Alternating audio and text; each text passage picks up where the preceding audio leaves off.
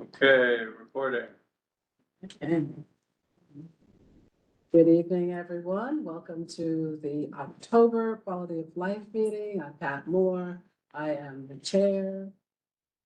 Sammy, introduce yourself. Hi, I'm Tammy Meltzer, Chair of Community Board One. Back, introduce yourself.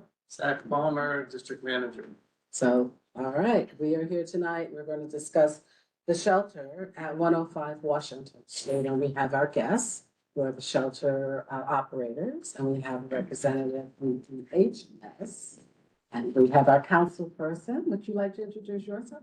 Hi, everyone. I'm Councilmember Christopher Marte. I'm here to replace Max for the day. But yeah, And then everyone who's from the operators and Jamar, would you introduce yourselves? Please? Sure. I'm Jamar Hooks, Deputy Commissioner for Intergovernmental Legislative Affairs at DFS, which includes DHS, the Department of Homeland Security, and HRA, the Human Resources Administration. Hi, I'm Adina Barbosa. I'm the Chief Program Officer for CUCS. On the Washington Street State Haven. Hello, I'm Brooke Nagus. I'm a Deputy Chief Program Officer for CUCS. I am the Program Director Supervisor. Her name is Paula Blakely. She can't be here tonight because she's on maternity leave. Comments back here. Maria Senko, I'm Program Administrator at DFS working with Washington State Haven. And I am Judy Harris, Assistant Commissioner overseeing Human Solutions, overseeing state aid. Okay, and then, you know, should know your last name. Oh, it's Kaczmarczyk. I'm Lieutenant Patrick Kaczmarczyk. I'm the first precinct, non-special operations. I'm with Memorial. Oh, hi. Hi, good evening, everyone. How are you? It's Martha Horn, Manhattan Borough. Sorry. TSS. You were hiding behind Brooke, I forgot. Sorry. Anybody else? And then we have members of our Quality of Life Committee, and we have people from who live in here. We work, it's Clinton Hall. Oh, you're Clinton Hall. Thank you Great. for coming. We're so glad They you still came. We didn't know call you were coming. Okay, great. Thank you. Thank you. So we're gonna start the meeting, and I'm sorry, where are you from? Are you a resident? Yes, Southeast Rector Street. Okay, good. And we have, you know, Hi, Janine Lesnick, resident, resident. Joanna? Hi, Joanna McMillan, I'm a resident. Okay, great. So we're gonna start the meeting and, oh, she's our student. Yeah, she's our student that's here to report on us. Yeah. She came to the last meeting, yeah. All right, so we're gonna start. So would you like to present? So thanks for having us again. Washington Street's been open a year. We opened last year, September 23rd. So that would be a good opportunity to come back. We were here in January to just give a yearly wrap up of sort of how things have been going and share some information. I think some people may know this already, but I wanted to give a brief overview of our program. So it's a safe haven operating 24/7. We work with 84 clients. That's 56 males and 26 females. We have intensive case management, clinical services, and security 24/7. The program is designed to help clients with whatever they need, homeless individuals who have been street homeless, with anything they need in order to move into permanent housing. So we assist with on-site psychiatry and medical, to medication monitoring. We help clients with getting their benefits, helping them with housing packets, preparing for housing interviews, and then helping them be able to be successful once they get placed into housing. There's a lot of work that goes in between that, helping with clients like reconnect with family, if they want to do employment, off-site care as well as therapy, things like that. So we established our community advisory board and had our first meeting a year ago in October, so 1 month post opening. And the community advisory board is made up of stakeholders in the community. So we have residents, we have elected officials, THS there, organizations, NYPD, community board. And so we've been meeting every 2 months. And during those meetings, we talk about any like successes that are happening. We look at data tracking about referrals, where the referrals are coming from, where people are residing when they are referred to us. Also, housing placement numbers, in addition to how many people have applications for housing completed. We also talk about challenges or any violations of the good neighbor policy that have come up and try to problem solve those things. Yes. What's the good neighbor policy? So the good neighbor policy agreement that we review with clients upon admission of how their conduct is to be in the building as well as outside of the building. So we talk about not being disruptive, what volume, loitering, any use of illicit substances, and just how they should be conducting themselves in the community. And that's actually something, yeah. And what happens if they don't follow the good neighbor policy? So it starts with counseling, talking to them about what happened. I mean, sometimes it's like every day, right? Like, hey, your music is loud, you know, in your dorm or out on the patio, can you turn it down? And then, you know, repeat things. If they're escalating, we will do conferencing with DHS. We do incident reports on to have it in a case record. And if things become too egregious or problematic, then we would ask DHS if we can assist with a transfer. Yeah, so along those lines, some of the common themes that we've been contacted about or come up in our community meeting, actually the people reaching out tend to talk about unhoused individuals in the neighborhood and whether or not we can help them. So we've talked about 311 being the best option for those situations. However, where someone's on the block and we can talk to them and also encourage them to get care, we can do that. But then the other situations that have come up with is actually under Clinton Hall, people gathering there, drinking, smoking, being, you know, kind of music in competition to the music that's happening at Clinton Hall. So there's a lot of reinforcement and trying to get people to, if they are going to sit in public places, making sure they're doing it in a way that's not disruptive and not illegal or causing any concern to anyone else. So there's that. We've also had an issue with a client who was playing really loud music in front of the 7-Eleven and also being disruptive. And, you know, through our. Just so people know, the 7-Eleven is around the corner from the shelter. So we were able to counsel that client to turn in his boom box and was ready for doing that. And, you know, just talk to him. He's going to hopefully be moving into housing very soon. So excited for that. I have another question for you. I'm Yes. sorry to keep interrupting, but I just No, wanted that's fine. it to be clear to everyone. So who's on the cab? Like, well, I was Who are the- mentioning so our elected officials, so our community board, we have residents, we also have a business owner, also organizations like Trinity Church, the Battery Park Mission, so, Sorry, yeah, thank you. please. Yeah, NYPD is there, DHS is represented. Okay, so it's made up of a full group of people who have an interest and concern. Yes, in and then the design of that is that we meet every two months, so we're providing information and they're providing information back to us for follow-up, and then also the CAB members are disseminating that information back to their yes. People that are in contact. And just a quick question, if, for example, I'm on the cab and I can't go for any particular reason, I could have, for example, Francis go for me. No, no. That's a question. I didn't hear that. And sorry, who's speaking? Is that Julie back there? Yes. Sorry, Julie. First, people that have already been selected for the cab, or we just have hard. People be walking in and saying, I'm representing somebody, and we can't vet who that is. So if a person meets, I'm sorry. Tammy is unable to go and you say Zach is coming in your stead, that, they could go because you're representing an organization. Right, but a resident can't say, I can't attend. So if that resident can't attend, do you have some way of sending the minutes to them via email? Yes. So they get the information? We established sending minutes, which we just had a CAB meeting last week, and that information was sent out via minutes. Yes. So everyone who's on the cab should get the information one way or another. Yes. Okay. So, when the meeting is scheduled, we send you the agenda with the data that we're going to be reviewing, and then afterwards, after the meeting ends, we do the minutes, what was discussed. Great, thank you. And So, I just want to note that, while our website is actually being worked on, we have an old and a new.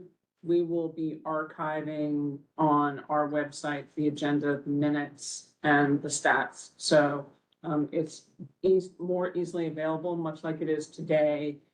It's the meeting information. It's available online for people who sign in for the meeting. They can go and see in that folder. We'll have the same thing. The folder will then eventually be online. Yes. so there'll be another option to get the minutes and the information if they can't attend. Okay, great. Anything else you want to fill us in on about? Yeah, I just want to say that we were able to complete intakes on 197 clients. So that's 197 clients that were willing to come in off of the street and try to take that, see if they can succeed at the program. Not all of them do. Sometimes it's really hard for them to adjust to being indoors, being outside. Sometimes has been their way of life. So coming back in with like structure and more people is just too overwhelming, and they wind up going back out onto the wherever they were staying. And the ones that do remain, they're getting all of the services that I mentioned earlier. We were able to, or on here it says 11 clients were placed into supportive housing. But since our CAB meeting, we had 2 move-outs, so it's actually 13. So it takes a long time to get clients into housing. So when people moved in, sometimes the housing process, doing application, getting IDs, getting income, can take a while. So you can, if you look at this, but we'll pass it around. Do you guys have? Right. Yeah, we can work that out. Can I also ask, in terms of housing, do they go from, once you're coming from a safe haven, what's the next step of housing? Because we know that the reason why I ask is we know there's a tier 2 shelter that we've heard is coming to 52 William. That's So- a family shelter. When you say tier 2, that's either a family unit, Okay, or it's a adult couple, which would be a tier 2. These, that would not be a Okay. single unit of people. We gotcha. only work with single units of people. Thank Tier you. 2 is always families or, Adult families. caretaker, a mother with a adult child, Yeah. and she's the primary caretaker. That's tier 2. Gotcha. So then, We work on, is Yeah. permanent housing, so that's doing a supportive housing application. There's also using. Cities that have. There's different subsidies, someone might have a HUD voucher, Section 8. Some people may reunite with their family. Also, in addition to supportive housing, it's part of supportive housing, but there's, it's called level 2 housing. So those are people who might need a little bit more supports when they move into supportive housing. And yep, mentioned, we do Housing Connect applications for people. So it's very individualized depending on what the client's needs are. When it says vouchers, is that just the issuance of the voucher, or is it also finding a? It's actually the voucher of it. And that's the harder part, is trying to find the landlord, sometimes finding the city pass, yeah. Right. So those numbers are not the total numbers of any voucher we've had in the program. It's just of our current census of 84. That's just it. So what happens is clients get what's called a shopping letter, and they're literally allowed to take their shopping letter and go shopping and find an apartment that's within the voucher range. Once they find an apartment, there's a process to, inspect the apartment, make sure it's up to code, and then they move in. You're not confined to New York City. Right. So when they get a shopping letter, they can go to Westchester, they can go to Rockland, they can even, go, if it's, depending on what the voucher is, right? If it's Section 8 and it's transportable, they can take that voucher and go to Virginia with it. Right, Oh, but really? in your city, there's no. It's like that. Furnishing or civil check.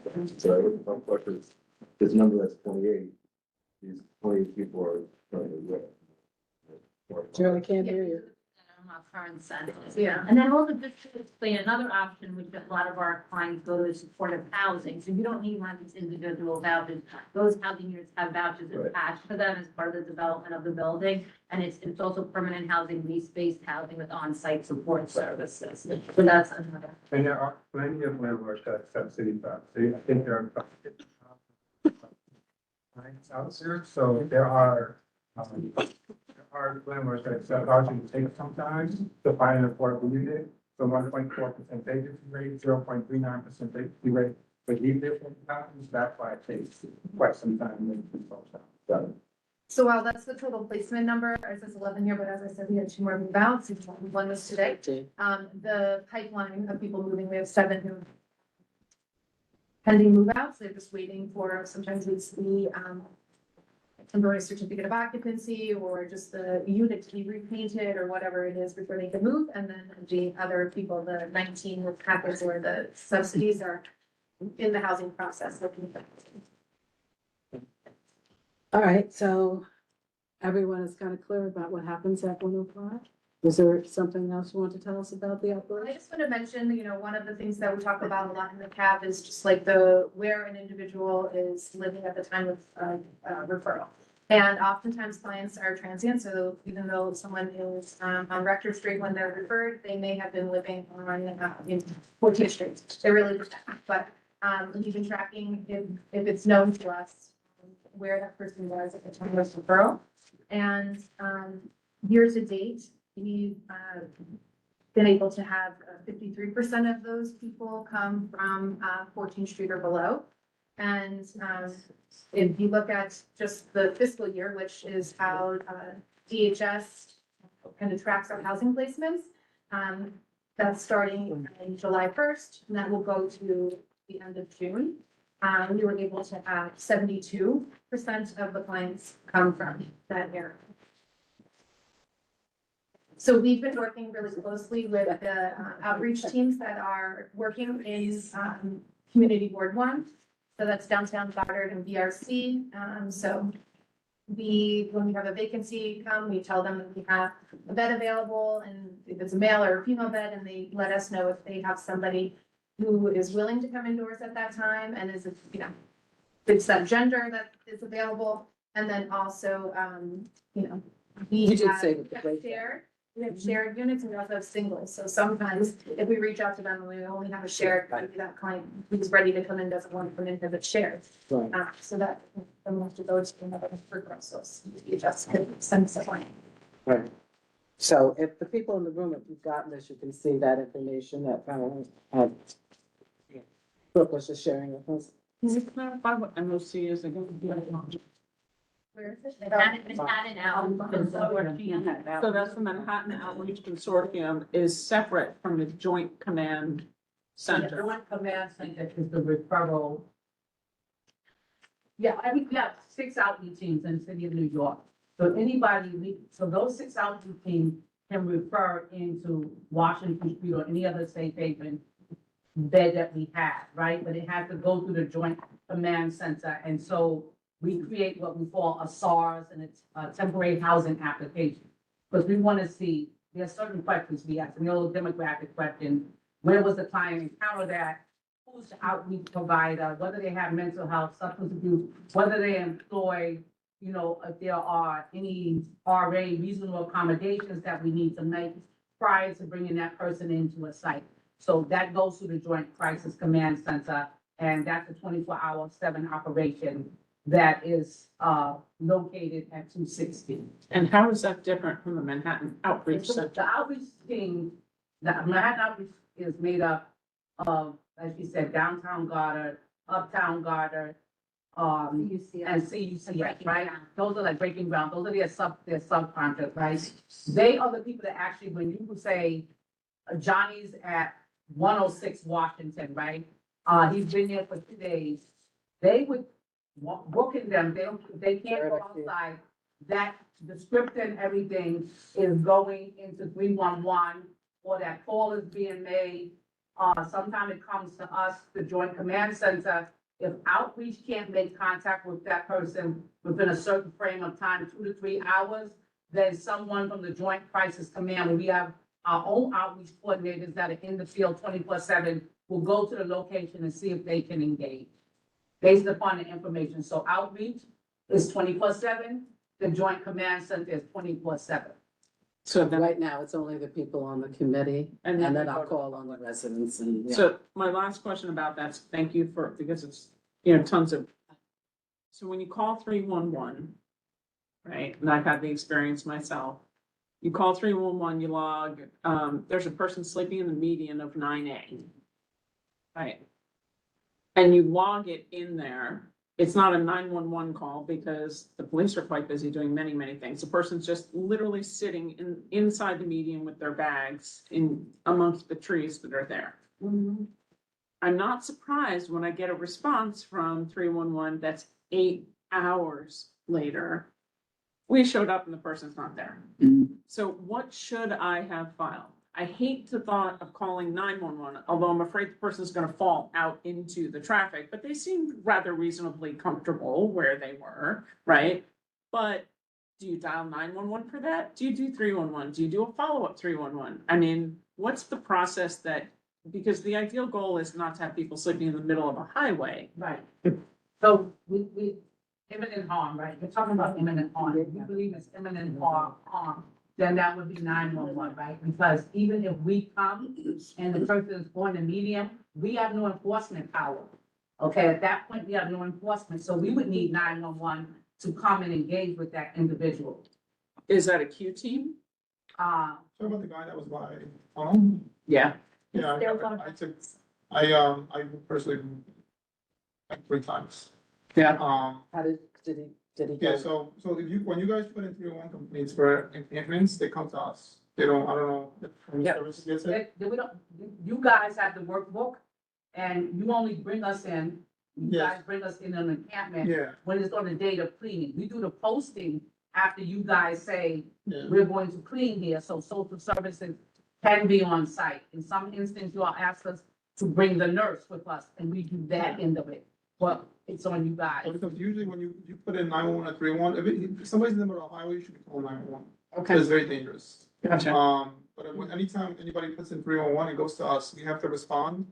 And we're required to send in a picture to basically, internal agency. Yeah. That then sets up a operation with them.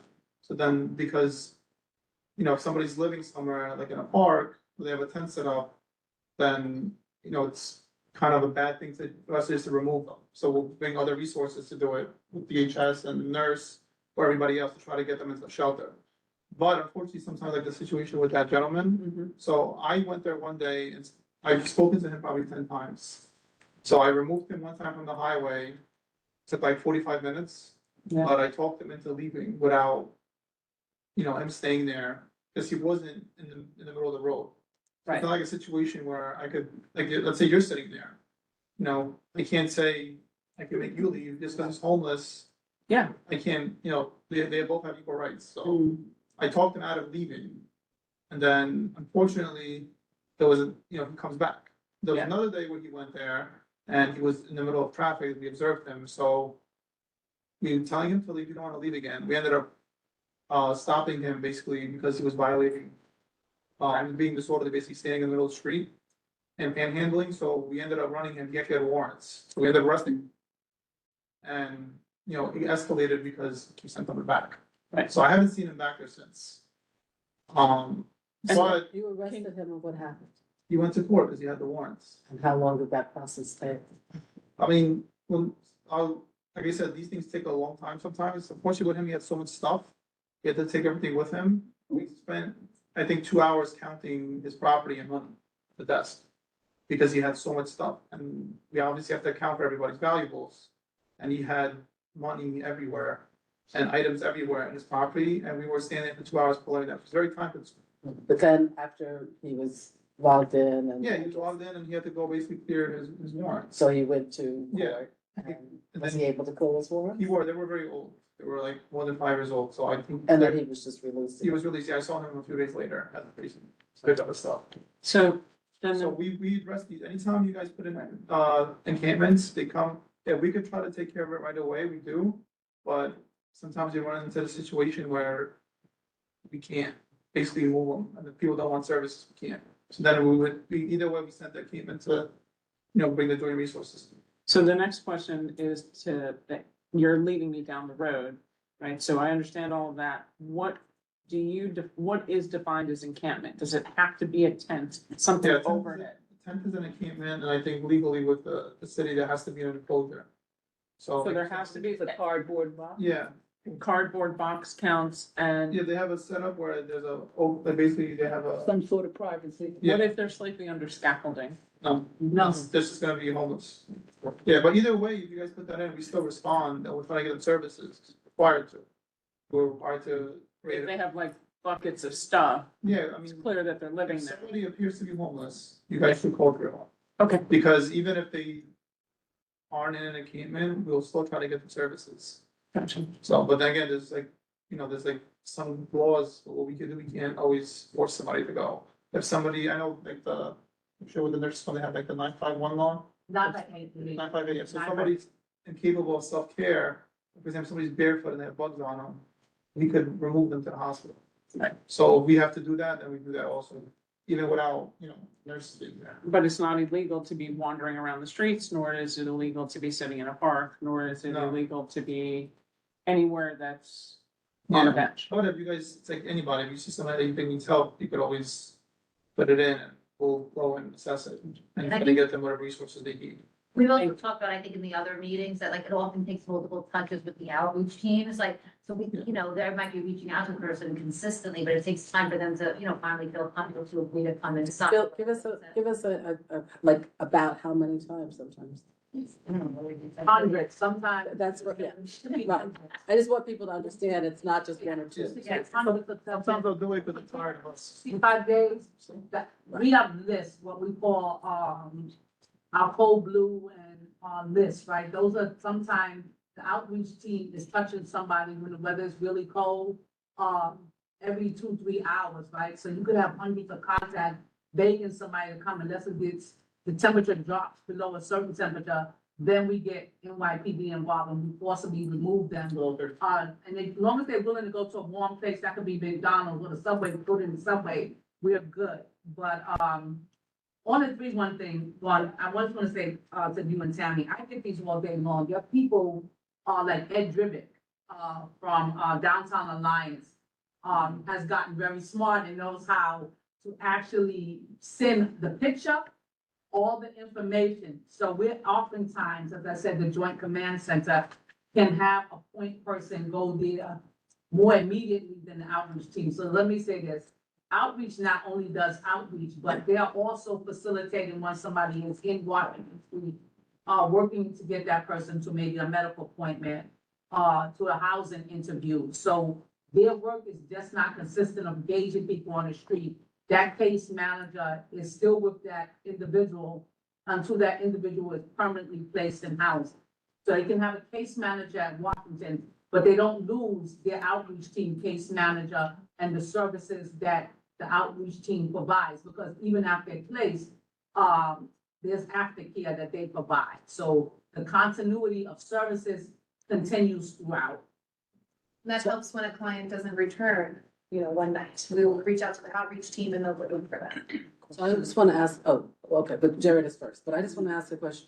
So at 105, this is not like you drop in, I'm without a home, I don't just drop in for that day and you take me in. There's a whole process. And we have a whole orientation and intake that we can do. Right. Okay, and people, is there a curfew? No. So clients have to come back for their bed within 72 hours. Okay, and if they don't, what happens? Then we close out their bed and they have to be re-referred. Right. Jared, you had a question? Yeah, it was, some of it's an observation, some of it's a question, and just anecdotally, I started seeing just what would seem like an increase, a dramatic increase over the past 6 to 12 months of unhoused individuals on the street, many of whom are clearly in some form of distress, which is definitely upsetting to see. As far as the 311 component of it goes, in what I've seen is a lot of times, and what I've heard from others in the community, is that 311, requests are put in for encampments, and at one point, there was a scenario where 8 different 311 requests were put in for the same encampment. And it ended up taking the community board, getting involved to escalate it within the system. And then once it was escalated, it was another 2 to 3 weeks before the encampment was removed. Which, Sounds about right. happened once before and the person sort of just came back. Because they know that it'll take, there's a, It's another mattress. I'm talking about a different one, but, they know that there's a, 3 to 6 week lag basically. It's a process. It's a legal process. We cannot, we have to first, for encampment or anything Sam, like what you're your talking about, question was we gonna have to post a notice. The city requires that DHS sanitation, we put up a notice saying on what date and time Right. this site is going to be cleaned.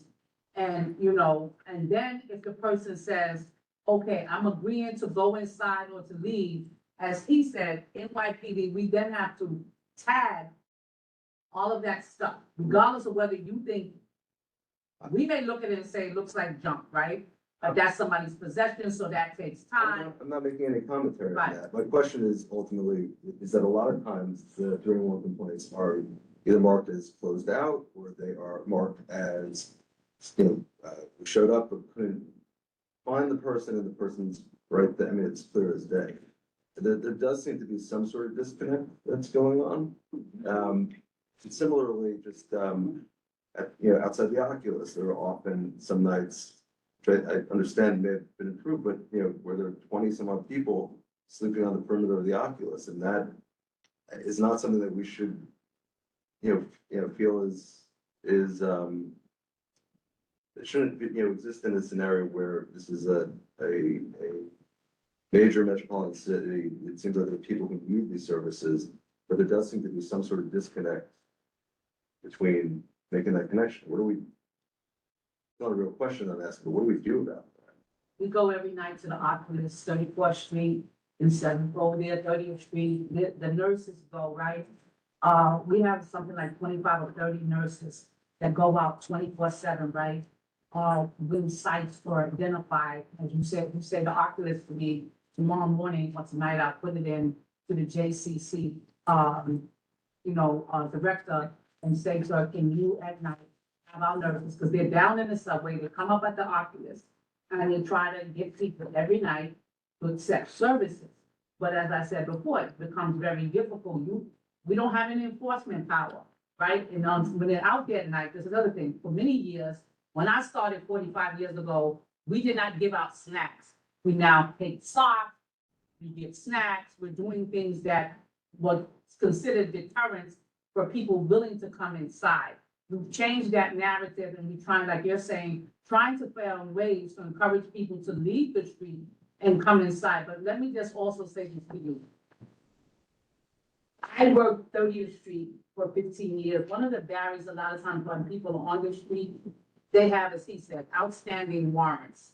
They often have been inside in prior instances in various forms of shelter and drop-in center and had NYPD come and execute a warrant. They're on parole, there are many things that people living on the street don't want to deal with when they come inside.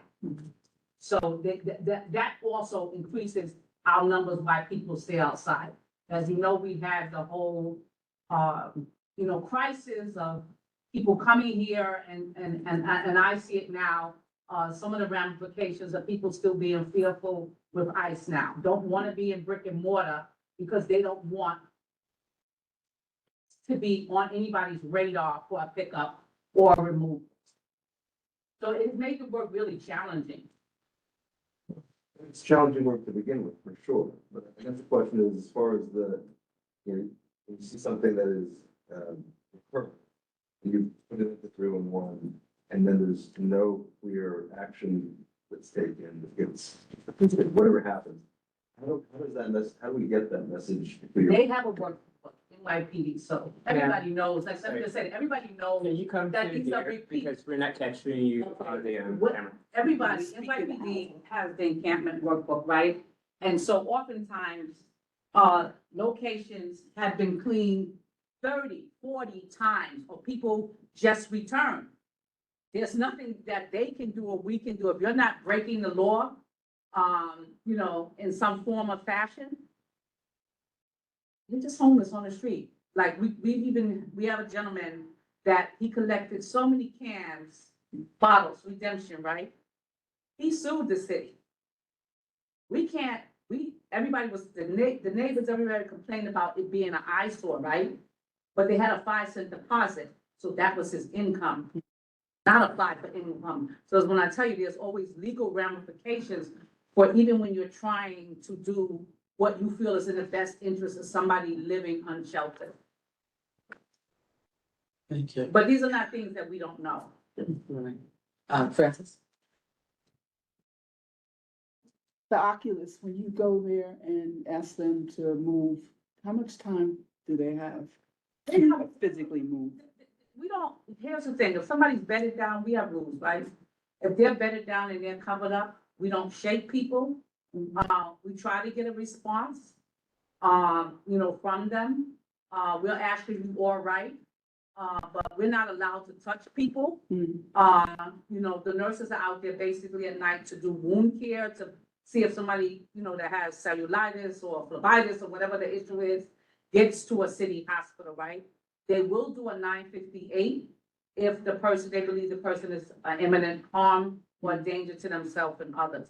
But once you're bedded down for the night, you know, you're wrapped up in your blanket and you say, leave me alone, we move on to the next person. Let me just interrupt you for a second. So what happens if they're at the Oculus and the police are calling?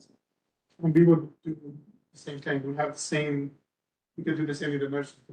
So we try to do, we usually try to prepare an aid card for them, but it's the same thing as if, like, let's say you bumped your wrist and I ask you for your name, we'll ask, so we have, you know, we're legally allowed to ask, but you don't have to give me your name. So we're supposed to create a aid card basically for any person like that. So if they're not doing any harm, they're bumped Yeah, down. if somebody's not doing anything illegal, You can't make a you can't vote. take an illegal. So it's not illegal to sleep there? No. Okay. And even like entrances, for example, like I'm sure you've seen it with the protests. Like if you have, and this is like, you know, it sounds crazy, but like, I don't know, like when you see the protests, they go block, like let's say Macy's. And Macy's has 2 entrances. If you lay out in front of one entrance, and you have access to another one, you can't get arrested.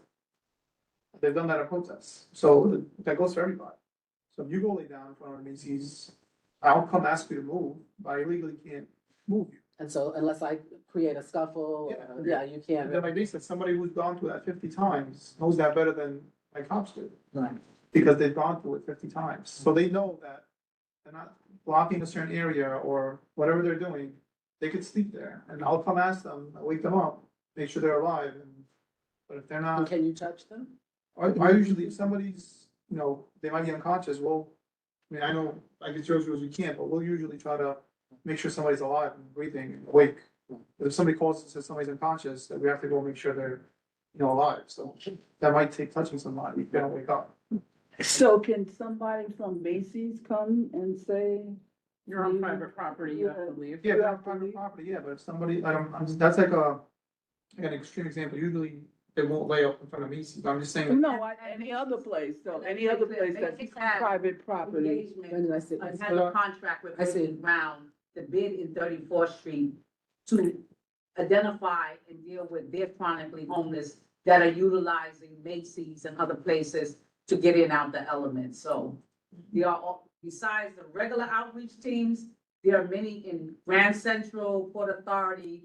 There are other contracted private outreach teams that oversee those areas and identify homeless people and track them and work with them. Okay, so one of the things I've observed in this area is that they got the message that when they have to move, they move, because they like the bus stops. Right. And Shelters. they stay there and then the next day you don't see them, but you might see somebody else the next day and they're moving around.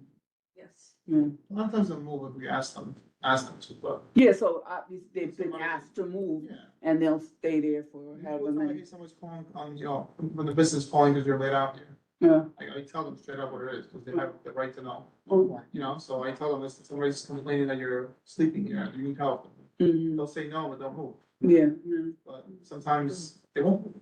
You can't forcefully move. Brenda? I want to recenter the conversation. Can we come back to 105 Washington and see if there's any more discussion on that This specifically.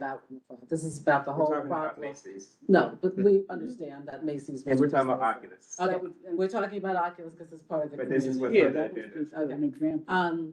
Any other questions? Lady over in the corner. And then Yeah. please introduce yourself. Hi, my name is Lizzie and I live at 88 Frederick Street in Fidei.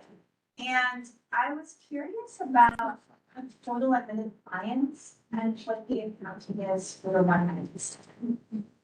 I'm sorry, I can't We hear didn't you. hear the question. What's the accounting? So I see you have the number of people placed in various forms of housing. And I was curious, what's happened to the 197? Sure. So 84 are still there, and then the others have left the program without placing. So 84 for 197. 84 are still in the program. So I think it's like roughly like 100-ish. So 197 people have been referred to 105 Washington. Right. 84 are still there. Of the, whatever it is, the difference is 107, whatever it is, could be anywhere. That doesn't mean that they left Washington and they're not in the system somewhere. We don't track people who leave from 105 Washington in the same vein, like you're thinking, like, where did they go? They might be housed, they might have returned to family, they might have went to a drop-in center. You don't know. We don't really know. We have to do a by name list for every referral and look them up in the systems of record, which are CARES and Street Smart, to actually see if they're still in the system. 17 people did move into that housing. Says 11 on there, but we had 2 people, one moved today. So out of 197 people who have slept at least one night at that shelter over the last year, 13 have left for permanent housing. Right. 84 are still on site in the program, and the others have stayed any number of nights, and we don't know how long. I mean, there's only. Right. What are the clients with voucher subsidies? Yep, so they're like in the pipeline to move. They have what they need in order to move them, so. So these are like, either they've moved or they have consequences. Yes. And then do you, Just speak up a little bit. please. an analysis to show the like dollar amount is spent like for the. Is that something that could be prepared? I don't know, you'd have to ask them. There's a budget that's given to every safe haven, but it doesn't break down the way, at least I'm not understanding your question. It doesn't break down that way. So if anybody has an 84 bed, say we gave $3.5 million, we have OTPS, we have PS, we have personal service, we have different things. Okay, personal service and other than personal services, right, which comes under operation. So I don't know what exactly you're looking for.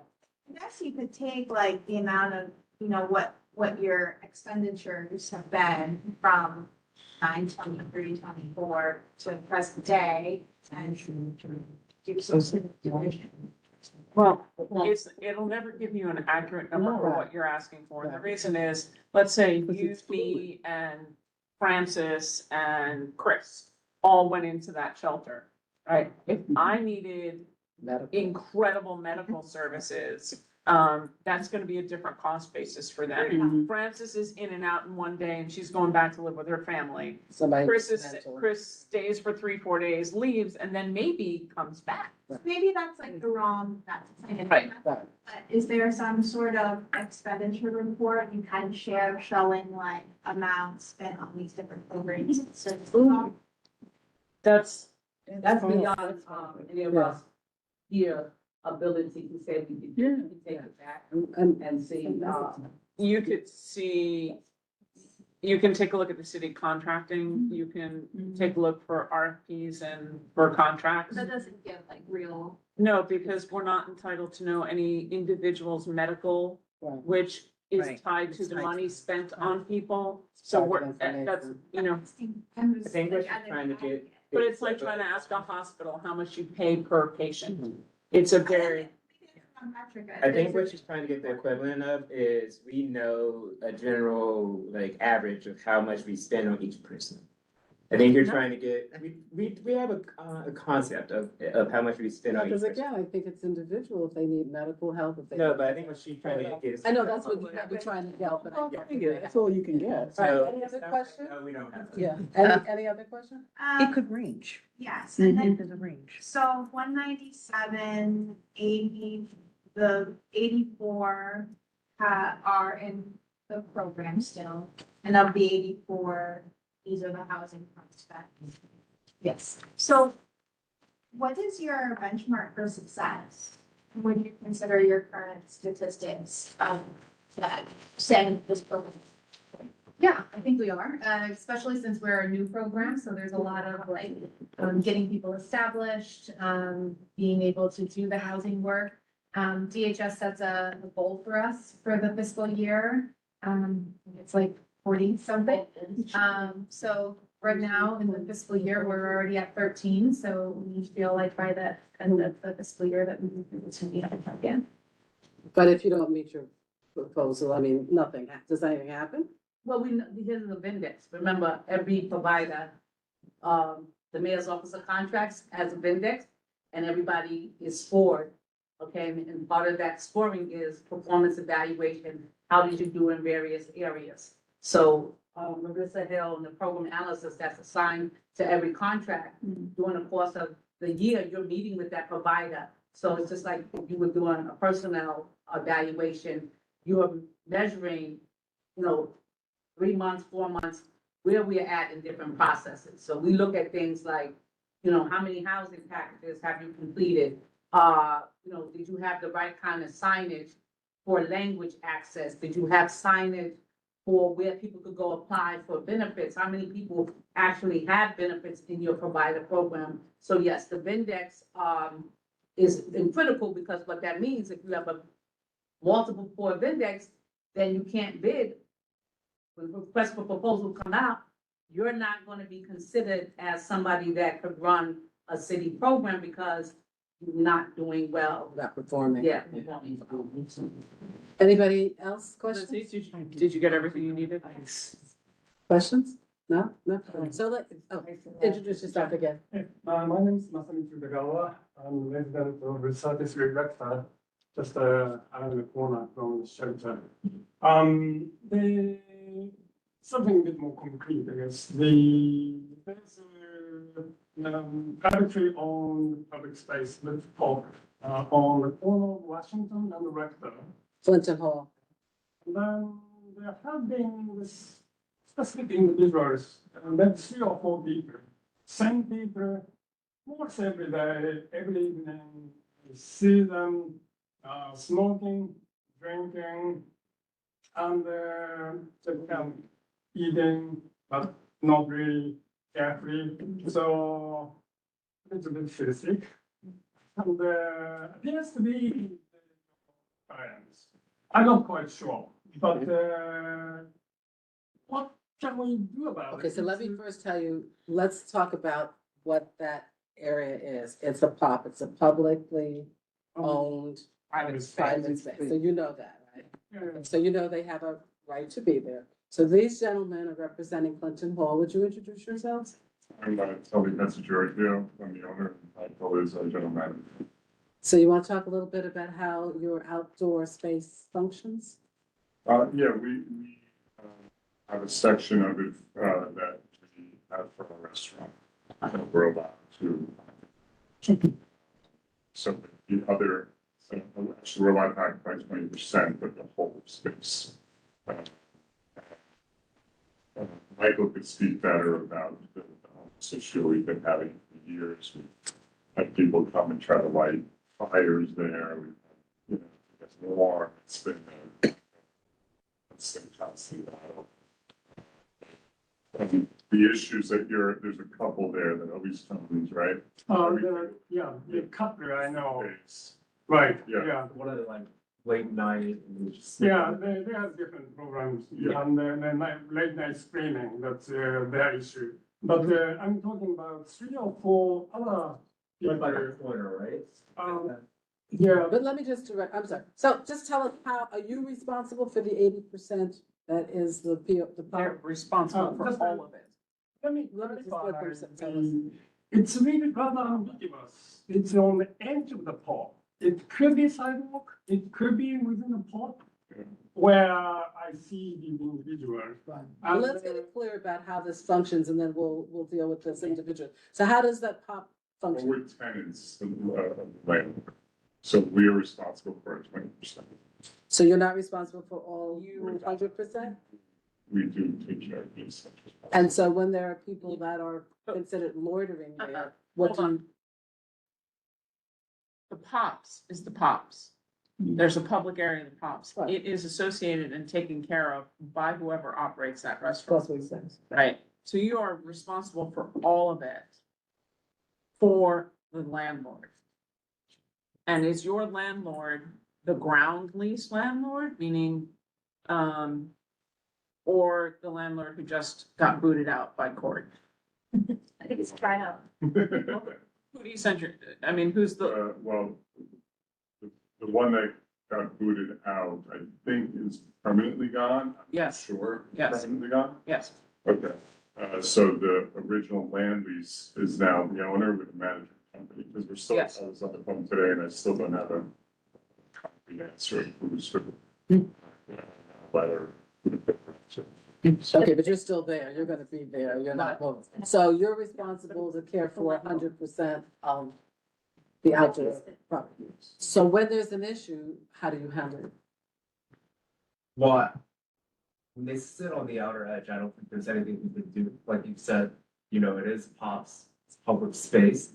And they're not technically in our 20% that we manage. So But I you're think- responsible for the whole 100%. Right, but we're responsible for like, we will clean up the area, but I'm not allowed to kick them out.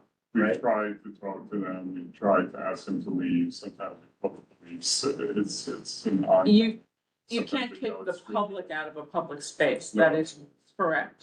But like everything else, there are rules and regs, like everything else, they can't set up an encampment. If they are dangerous to themselves or others, you have to call 911. Like, they have to follow the same rules wherever they are. Just because they're sitting in your area doesn't mean you have to deal with it. Obviously, if they're sitting there and they're just sitting there, they're sitting there, like any of us would sit there. Not necessarily, they're drinking. But they have the right to, like. Well, they let's, can sit hold on on the a park second. bench. So do they have the right to drink alcohol? Okay. Okay, so they don't have the right. to Not drink alcohol, but Okay. sodas, water. Right. Does it encompass open container or does, like, you Yeah. have a beer and you have a bag over it? So, there's somebody There's a- knows the bag thing, that's like a thing, like, oh, I have a bag over it, I'm good. Like, if I can tell it's a beer, Right. and like your Peroni label sticking out, and I wanna stop you because you're drinking a beer. Right. But we have to see it. Right. So like the Q team is in a marked car. So we legally have to see you holding it or consuming it. So if they see the car coming down the block and they hide it, Right. I can't write them a ticket. And there's no cops in full precinct. So even if I walk there, like, they're gonna see me walking there. So that's the problem sometimes you might get. That you might call and say, yo, they're drinking, I'm gonna show up, and I'll try to sneak up on them. And unfortunately, they put it down, and if I legally don't see them holding it, you can't write them a ticket, I can run them. But there's another question I wanna bring up. How do we know that they're from, are you, you aren't actually saying they're from the shelter, you just don't know. Don't know, affirmatively, no. Right. But, I heard from our neighbors, I mean, my neighbors, that they are from, the safe haven. So, but. I see. I'd like to piggyback to that. It's really just, Introduce yourself. I'm sorry. I'm Joanna Faith Williams, and I'm a resident of the area. It's really hard to be able to identify and for us to be able to answer whether they do or don't live there. A lot of the experience anecdotally is that we've tried to call the shelter to ask. Or in other scenarios, there's been ways, I guess they've tried to identify whether that's the case. And the answer is, my understanding is often, no, they're not one of our clients, or we can't say. And if you can't say, then that's like what the policy is. But then that puts us in a situation where then like, well, what, how can Okay, so wait, hold on. No, I'm gonna come back, hold on. So then, if you get a complaint that there are people over in the pub that you don't know whether they're your client or not, what's the procedure? So we have our staff go outside and check it out. Day or night? I mean, honestly, because it has come up in our CAB meeting, we have a system right now that we implemented where staff are going out and then documenting so everyone can see like what they observe at different hours. Mostly, you know, in the evening between 10 and 11, just to make sure that 'cause you guys are closing down, like the people aren't still hanging out there. And just in the last week, there's been 2 clients who were hanging out there, but they were not drinking and they were eating.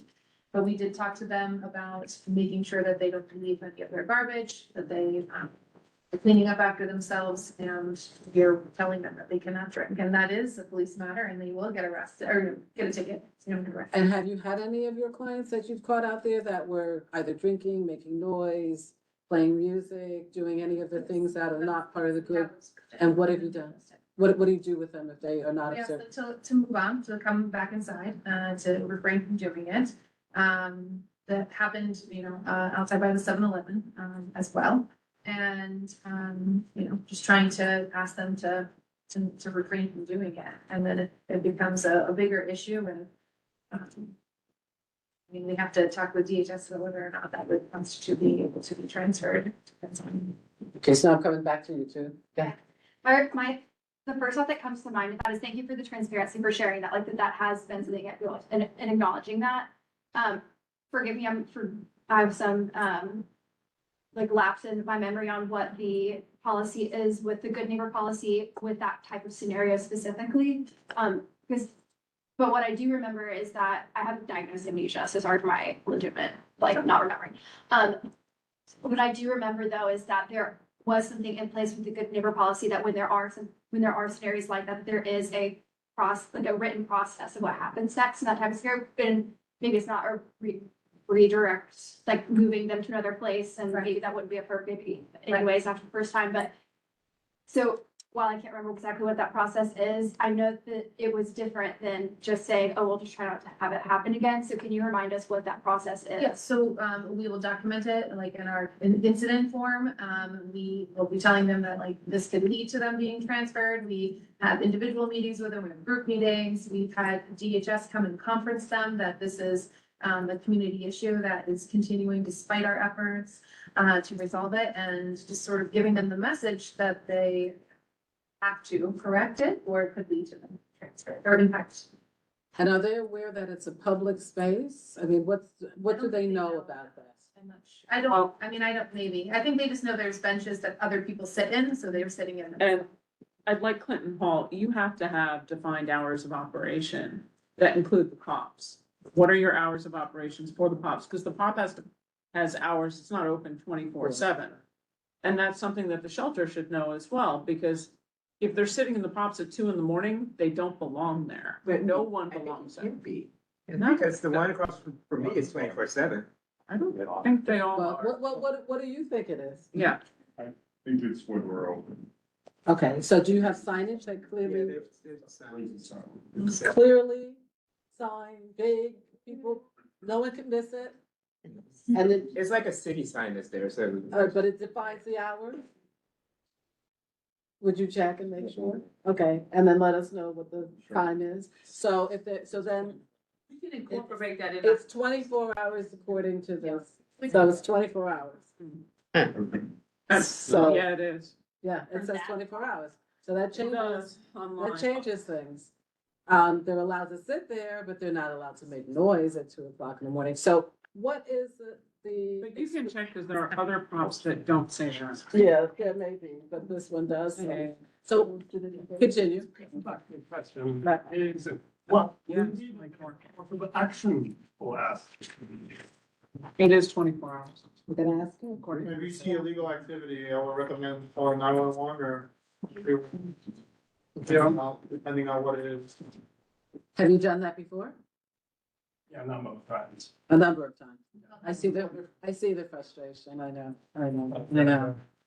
Okay, so the problem is, unfortunately, as you realize, that they can't necessarily identify them as being members of their community. So that's number one. That's hard because you don't know who it is. And unfortunately, I think you just have to keep calling 311. But the sign needs to be, if you didn't even know it's 24 hours, you guys gotta know what's going on in your property, then and you've gotta delineate, you've gotta have signage. You also need to Your talk. contact information with him, so you can share it with your building, so that y'all can call to at least start. Yeah, but Yeah. for example, that may be sort of one new step or new action we can take. I mean, we've been calling 311, 7911, and we don't want to bother the police for other more important things. Yeah, but these are quality of life issues. Yeah, well, it's definitely important with life issue and it's a persistent. And we don't want to, or let's say, I don't want to stay in this limbo space forever. Nothing really substantial happening. Right. Over the year. And we've been suffering, we've been paying more and more real estate tax. So is it every night that you've got people making noise there? I can't say every night, but Is it many nights out of the week? it comes and goes. For example, that the couple who seem to be the permanent resident of the neighborhood, and lady has some kind of psychological issue, and they often spend on the sidewalk or in the park, and she tends to scream out. Yeah, now just hold where you are. You know about this couple? I do because we've tried to engage them to come in. Okay, now, let's go back to. Right, I know, I realize that. So now, I'm gonna just call you Officer Paz. So can you, is it possible, first of all, what does the Q team know about this? Yeah, so couple? we go around there because we're also a Vatican Park, it's right down the block. So my sergeant goes around there and tries to do enforcement, but they'll do directives, they'll drive by, like I said, like. If they're sitting there not doing anything, and they're not set up an encampment, we can't, they're just sitting there. So we'll try to get them to write summonses, but like I said, there are many times showing up in a marked car. So if we don't see them drinking, we can't write them a ticket for drinking. Okay, so this lady has some sort of mental Yeah, issue, so which is what do you unfortunate. think? Wait, hold on. So is it possible, first of all, the Q team is 24/7, isn't it? They're not there 24/7, they're there most of the day, so we have a team basically from 10 to 6, they're in. And then, This is late at night. So yeah, is we have a night one too, that runs from, they start at 9 o'clock usually, and they work till 5 AM. So is it possible to have them, I know that's, it's a large area to cover, but is it possible to have not a dedicated officer that stands there? But is it possible to have an officer that swings by there a couple of times a night Yeah, to make sure that this couple in particular? they do that now, and like I said, I'll tell them to speak to her, but we, like, for example, something like that, we can't make somebody go to the hospital, same thing with the 958. Right. Could be an imminent threat for serious injury to themselves or somebody else. But you know what, I think if they see that they are being kind of looked at, scrutinized, that someone Yeah, knows that they're there, they may move along. Yeah. But this is like very comfortable for them to be there, it's Yeah, a plaza, yeah. nobody's there. We'll Yeah. stop by to check on. They won't move. They won't. They've been there for years. They But were- nothing negative. Let's just see what we can do about a new approach to it. They don't- Desi had her sometimes hand take up. A lot of our And so furniture, does that. Zach had his you know, sleeping ground, Yeah. whatever. Is that encampment or no? As to that, when I came illegally, I have to have a, Cover. What about the covered, that's the, No, that's not there. so all we're gonna do is we're gonna ask them to get Stay, services. yes, scaffolding. Right? Like, let's say they're free to be homeless, I'll ask them to get services, but they're not doing anything illegal, I can't move them. So I'll put in a request for them, but the next day you're gonna move the chairs. So they're not. And can you talk to Moynihan, who's the land lease, right? Those have got, Moynihan's the one that got thrown out. Moynihan. Moynihan got thrown out, so it's Short Hill Management. Short Hill Right Management. now has. So let's see if we can get them, when your restaurant closes, to provide some kind of security around the back of the building. But even they can't touch these, it's a matter of just, Yeah, they see them. but if, Yeah. but if there's a security presence Right, there, yeah, I think they'd be less likely to there, stay. there not be, Yeah. there are Let's see noise. if we can get this. Noise worked out. rules, yeah. For example, is it possible for you to, let's say, dispatch someone and walk around the neighborhood and make sure your clients are not doing things they're supposed to be doing? Yeah, we do that. But, This morning we walked around and. okay, but nevertheless, thank you for doing that, but it hasn't quite helped so far. But how do you know it's, Clinton Hall, what else are you? right, how do you know it's their clients? Well, that's why, how can we determine? You can't. Well, here's the thing. That's why I'm asking. But that's why, okay. Let me just say this to you. So you, Just one moment. you're saying that you see people, right? You see them on a regular, Go you over could surreptitiously take a photo, right? And that photo will go a long way in helping us to identify, and that's what the Downtown Alliance does. That's what I said earlier. I get photos. They don't know who the people are. There's a Okay. gentleman, say at Peterman U Park by the Staten Island Ferry, and he'll say to me, Julie, can you send a team? We have a description of who we're looking for. It's very hard when you say, you know, they know about the couple. Even after knowing about her, there's not much. There's no law against screaming, right?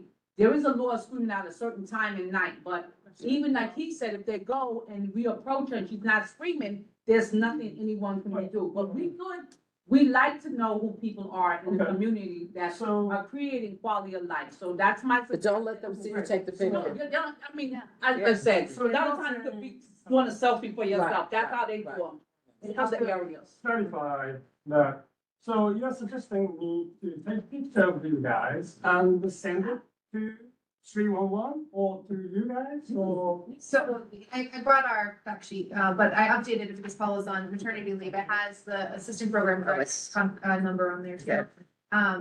So take like one. Yesterday, someone called Yeah. and spoke to our assistant program director, and they said that there's someone, outside who looks like they might be our client, that was just sort of, looked like they were passing out, right, just standing up. So, she went out, the client wasn't there, called back to the person, and asked for a description, like, it appears it's not our client, but at the same time, like, we will go outside, we'll go outside. Okay, so. I just want to move this conversation along. So does that help it for the moment? That's one. I know it's not, you know, it's not totally solved, but Yeah, it's a that's beginning. One for the. It's more than you had when you walked in the door. So, okay? So, And Joanne? it's okay to take a picture of. As long as they don't see you taking You it. don't have, we don't want you, I don't want you to talk about the vet and put yourself in danger. I'm Right. saying, if you pass by, you know, like the tourists, like sometimes, that's how I Like, when I you came to don't like- wanna be doing one of these, Right. right? For you wanna be doing one of these Like it's going. a selfie, right, yeah. Selfie. And they're in the On background. the side of this building, there's a woman with a pop tent right there. I took the picture so I can take it back, but she's in the tent. I mean, it's a location now, it's 1 Center Street. I'm not gonna, you know, so, I did like this, like I was taking a picture of myself. She's in the picture. Yeah. I'm not telling you to go up to people and say, oh, can I get your picture? Right. Right. Surveillance. Is that you're suggesting pretend to take selfie Right. to protect myself? Okay, so if that's not the case, it's okay to take a picture of the guy. You can Yes. take a picture of anybody in public. Right. You can take a picture, what you don't want is to put yourself in danger. So if the person feels like they're, You don't wanna be chased down the street, Right. that's not safe for yourself or anybody else in the pathway. Okay, thank you, that's a good clarification, and we'll do good. Okay, can I hold on, well, John, you want to finish? Is it a new question? It's kind of piggybacking on something Go that ahead. it said, I'll keep it brief. It is frustrating when, like, to the point, it's like, well, how do we know that it's one of your clients? It feels like it does sometimes feel like we're being told, well, don't bring it up then because you don't even know. And it's like, well, this is our opportunity to do that. So like, we're trying to bring up situations that we have and like, you're right, we don't know. And so that's part of what this conversation is to help understand that, just as community partners with you, as people who live there. We wanna know. We wanna know because when we know, as I said, the city has created by name lists, sometimes we don't know the person's name either. She could be Deborah Blue Eyeliner, just somebody that has on blue eyeliner at this particular location. We don't have a name for everybody, but that description helps us pinpoint who that might be at some later point in time. I, Yeah, which one is the best to Honestly, we put all of us on there, at least, one of us. So that's me, Brooke. And then Paula, right now she's on maternity leave, but normally she would be Okay. available, and then Morelli is the assistant. Okay, good. Okay, great. So, and you'll, you know, if there's a problem, an issue, you want to let the community board know anything, you'll contact Zach and let us know what's going on. Council member, did you want to say anything? No, I'm good, I think. So we're gonna continue. So Zach had a question. I was just adding that that's not, they're actually not a couple, that's a mother and a son. And they get services, they get offered services at least once a day by Beersk. But they refuse every time. Brendan? But Oh, I think I thought that's you- kind of a good point about the security, if that's something, Tammy, I think that's something that you all should consider, because I agree that could be a good. Deterrent, yeah. I mean, I think they live there because the restaurant closes at night and it's a quiet space and it's a pop, so it's safe for them and it's, you know, better than sleeping in a park. But You know, it's a little unfortunately, she bit has a more mental issue and she's screaming at night. During the day, we've asked them to leave and they got aggressive. So we- They've been pressed out, like they. Aggressive Moved how? themselves off from our like tables and benches and like started sitting at the exterior, the outer end of it. Okay, but you also know that you can be in contact, you have the information for the first precinct, you can be in contact with us here. Let us know what's going on with you guys. I mean, you're neighbors, we're neighbors, these are all neighbors, They everybody wants can't to. be coming after your customers either. That's something I'd be calling the first. And let us know if you have this discussion about getting a security person, if we can help in any way, support your requests for a security person, With the please let us know. I You know, don't this think is our council member, do you know our council member? Yeah, we'll speak. Okay, so, you know. I'm sure you'd have neighbors in the community who'd be happy to help support that ask as Exactly, well. exactly, because if they're, you know, if the property that you are occupying and that building owns is a disturbance to everybody else in the neighborhood, they should be responsible for helping to solve the problem, okay? Thank you. Yeah, thank you, we're glad you came, we didn't know whether you were gonna come or not. Who is next? Brendan. Brendan. I'm gonna say motion to limit discussion to 7 minutes. I really want to take this to like 1:45, and then we have 15 minutes for our district meetings. So this is specifically for people to have, you know, it took us a while to get this meeting together. I want them to have enough time to ask all the questions. So I had, go, okay. Don't get to introduce yourself. Hi, Janine Zalesnik, resident downtown. Hi, everyone. So one time in the last like 2 weeks, I actually saw the system working and I messaged the Vita West group and so I actually went to Clinton Hall to have a beer, which I haven't done in years, but someone insisted on it and so I went. 'Cause to be honest, as a resident, I know what goes on there and I know what's skipped out by sitting on those benches.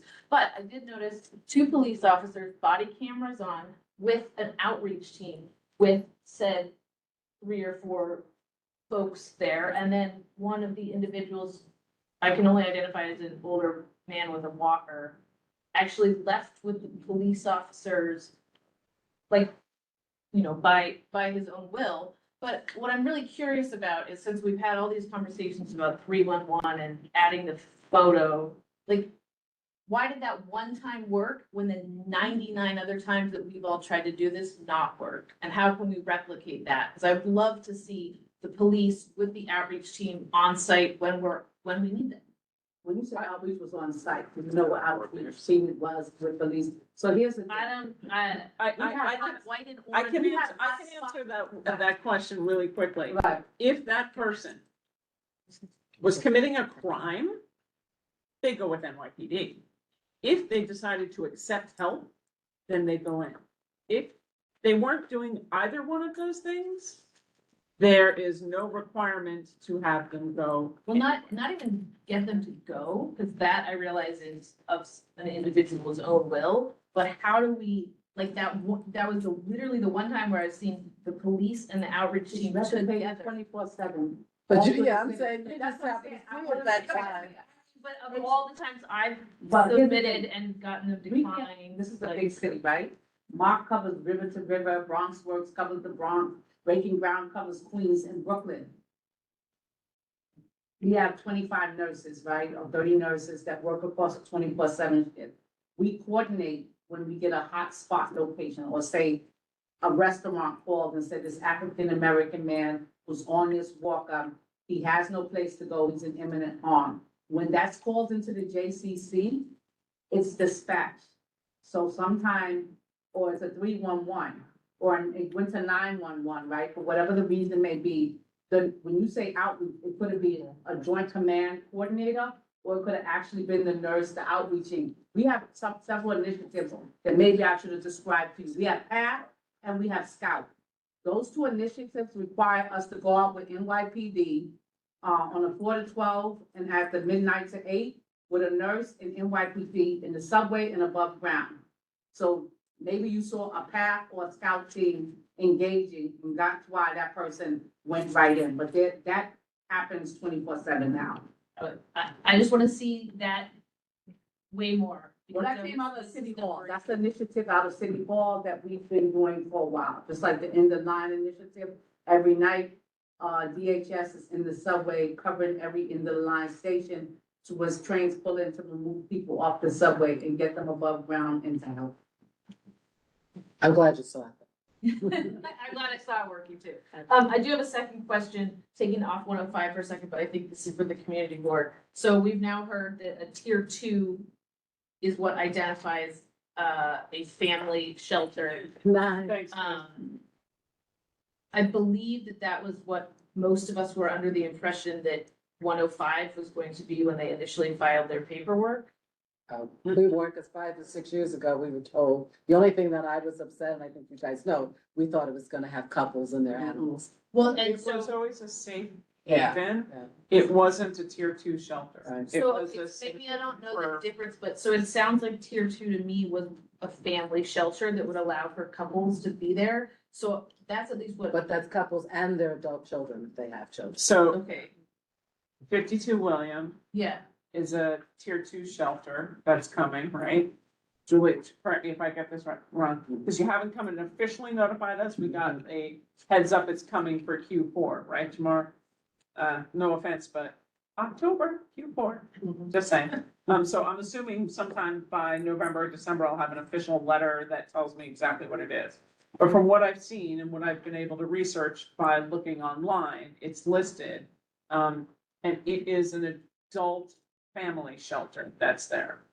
And it's not a safe haven, it's a tier 2.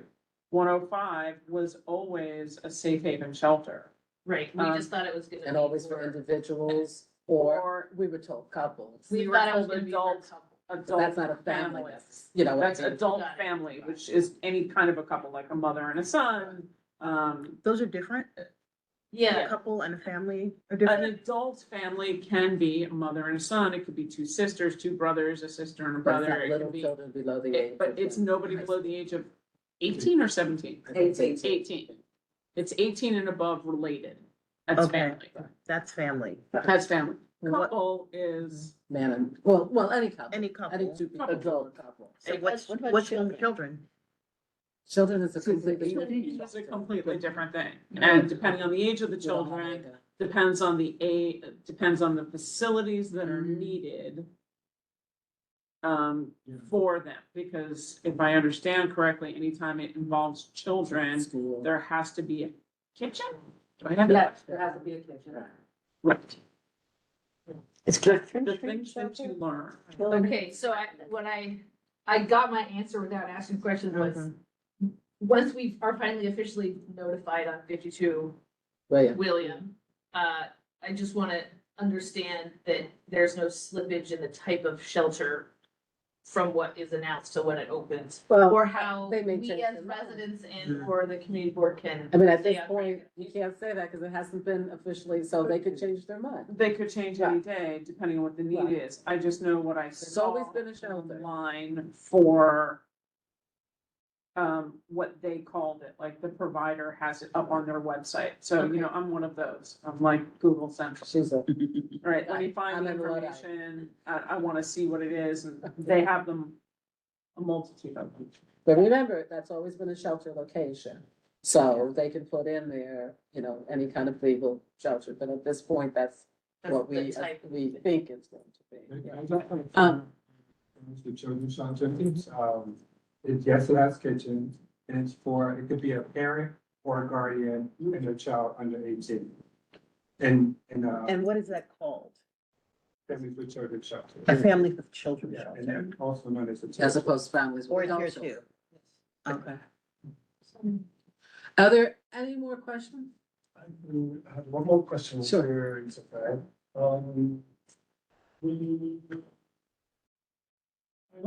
Recently, that, I'm sorry, just turn towards me, I can't hear. oh, yeah, sorry, I learned recently, another proposed shelter, Safe Haven shelter on Park Street. That was blocked. Oh, we're not, yeah, but, okay. I'm just gonna, no, Go ahead. A law. Experience of. no, the shelter at 320 Pearl is not happening because the city lost a lawsuit. Okay. Period. It has nothing to do with anything else, other than the fact that a judge ruled against New York City. Okay. And therefore declined their, what was it, Article 78, I think it was. So. Okay. So we're not discussing Pearl Street. Yeah. Right. It has nothing to do with Sherwin. Yeah, so we're gonna check online. If anyone has a question, please raise your hand by pressing *3. If you're on your phone, press *3. Otherwise, if you're on a computer, you can just hit the raise hand function. If you want to ask a question. Thanks. Joanne, anyone? Joanne? Oh, I just motioned. All right, any other questions? All right, well, nothing online? None online. None online. Going once online, going twice? Okay, that's it. We're gonna end this discussion. I would like. Oh, sorry. I was waiting. Well, And then I wanna ask you. Yeah, okay, that's good. Oh, Yeah, I have to do this, okay. So I want to share just a letter that comes from some of the other neighbors that are in our little area from what we're calling Side Eye West Association. We definitely appreciate that y'all are here, and you'll notice that many of the people who would love to be here, they are not. Today's like still continuation of a Jewish holiday. So hundreds of them, our neighbors that would love to be here are in synagogue right now. So on their behalf and everybody's, I just wanted to read this letter. We were able to get 75 signatures at my last count. But just for emphasis that this really does come from our community. So I'm gonna just read this for you all. We also have not sent this out yet, but we'll send this as a follow-up with all the signatures and everything. So dear city officials, CUCS and community board one members, from the outset, the opening and operation of the 105 Washington Street Safe Haven have been marked by last-minute announcements, lack of transparency, and shifting commitments. These repeated surprises have eroded trust in the city's ability to responsibly site and manage this facility and left our community without clear answers or meaningful recourse. Although we are pleased that after months of sustained advocacy, you have scheduled a public forum with the shelter operators and DSS, we are deeply concerned that the community was informed with such little notice and during a major Jewish holiday. This timing will significantly reduce attendance from neighborhood residents and staff from local elected officials' offices, undermining the inclusive public engagement this forum requires. Since the shelter opened, residents have experienced a documentable erosion of quality of life, including a sharp increase in emergency vehicle activity and late night disturbances, loitering in front of local businesses, including the Clinton Hall Pops, where individuals routinely congregate, a push of open drug use onto nearby residential blocks, leaving families and children routinely exposed to public drug activity. These issues arise directly from citing a high-risk, low-barrier shelter in a dense residential area, and the city has not provided clear, sustainable solutions to protect the safety, livability, and vibrancy of the surrounding community. We also want to acknowledge the recent decision regarding the Pearl Street Safe Haven. While that facility never opened, CB1 cited the very quality of life issues happening at 105 Washington as evidence for their opposition, and acted swiftly and cohesively to block Pearl Street. Why has that same urgency and unified stance not been applied to address the original and ongoing issues at 105 Washington? This is especially troubling given that both CB1 and Councilmember Marte have long acknowledged the severity of these problems. The PEC slip legal precedent shows that vague boilerplate language, insufficient impact analysis, and inflated public costs will not withstand scrutiny. Here, $28 million in tax exempt financing and nearly $1 million in Oregon City revenue represent a major public investment. This must come with accountability, not opacity. Additionally, the operator's definition of local, which extends to below 14th Street, encompasses far too large a geographical area to meaningfully prioritize residents who live near the shelter. For any meaningful community-based prioritization, quote unquote, local should be defined as below Canal Street, where the immediate impacts are concentrated. We therefore ask for a clear, coordinated, and transparent plan of action to address the ongoing operational failures at 105 Washington Street. Specifically, we request the immediate launch of Promise Data Tracker, local prioritization measures based on a below Canal Street definition to directly serve the immediate community, and a public issue reporting system. A transparent good neighbor enforcement policy and documented incident response plan. The enforcement of structured daytime programming and work participation expectations. Although residents are encouraged to stay inside, many spend the day outside, creating visible loitering and eroding trust. Clear standards and accountability are needed to ensure programming is actually followed. Lastly, a clear explanation of why the city acted so decisively on Pearl Street but not on Washington Street. Our neighborhood has shouldered the consequences of poor planning, weak accountability, and a lack of good faith engagement. We urge you to act now, not with more vague assurances, but with concrete commitments to protect the safety, dignity, and balance of our community. Sincerely, the Fighting West Neighborhood Association. And that is where, below that is where there's nearly 100 signatures from earlier today. Okay, I just want to say something. I think that's really inflammatory. I think that they have enforced the good neighbor policy. I think that you have a working, not you, but the, you know, what you guys call FIDI, you're not, but okay. Greenwich South. I've lived there for 50 years. But anyway, I think that there has been a working relationship. And I mean, you can speak for yourselves, but I think some of that is inaccurate. But just one thing, I'd like Officer Kaz to tell us, have you had all of this drug use in the neighborhood? Have you been called out for all of the many issues? And again, I don't know every single person that, like, I can't tell you which resident has been arrested for what. But there have been, I could just tell you, like, there have been people that live at that shelter that have been arrested. But like, I can't give you an exact number of how many of them use drugs, because when we patrol that area, like, it's the same thing, like, those two people that stay there and, you know, playing ball at night, I'm sure they don't stay in that shelter, but they're causing a problem, so we know they're not causing a problem for the shelter. But I know also for a fact that there have been people from the shelter that have caused problems. And like, I can't give you their names or anything. No, no, Inspector. So like, I don't know the exact number of people specifically from that shelter that cause specific problems here, because they might be causing problems uptown. So have you had like a lot of drug use and issues where you've had to call the police and, you know, we need to. Outside is what, you dealt with, Yeah, anything inside is up, you guys have to figure it out with yeah, whomever. it's the open container and drinking, that's the reports that we've received. I mean, yeah, that's the drug use that's coming up, that we get reports from community about. I know of reports where there have been security members from what's now the, found the resident, the dorm building now. That some security there has said, like, they've seen like how people walk by when their scaffolding just now came down fairly recently, but like. You in the hotel? Well. That was former around the hotel, hotel, former hotel, right? So right. like there's scaffolding there that like, I don't know, I guess like one of the security's person's like car kept getting like broken into, and then he kept on being like taunted, and then would see them also bringing the drugs, placing it at its spot and scaffolding, and then somebody else would like pick it up, and like whatever system was going on there, like we see it, and you know, if it's not being reported, that's unfortunate, and we continue to ask our neighbors to do that. But let me just interrupt, but are there residents from the shelter who are involved in But this? that's another example of like, I don't know, but here's my opportunity to share, like, this is like what we're seeing there, and that wasn't there before the Okay, shelter. but the shelter cannot be held accountable unless you can prove that the. Right. And when I say you, I don't mean you personally, I mean the group who's, you know, supposedly reporting. Right, this. but this is this is that partnership, like. But I think then you have to address it to the police and not to them, because It is. they are. People to report that to us, and then I've spoken to the manager there, so like, I could reach out and just also ask if there's anything else that they're seeing that hasn't been reported directly to us. I think We have not, all sites. And not.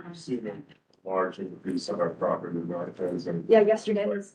You said large increase in Narcan, who's providing the people with Narcan? When you say large increase of, On the. like you're, oh, in the garbage. Oh, on the, shoes, yeah.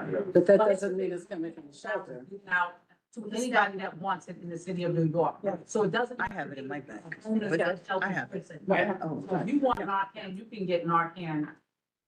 Right, but again, we can't keep tying things to the shelter that we can't prove Right, but for with, the shelter. but this is our opportunity to collaborate and trying to, like, whether it's to prove or not, and trying to identify if those people are from there. Okay, if they're saying, There's no way.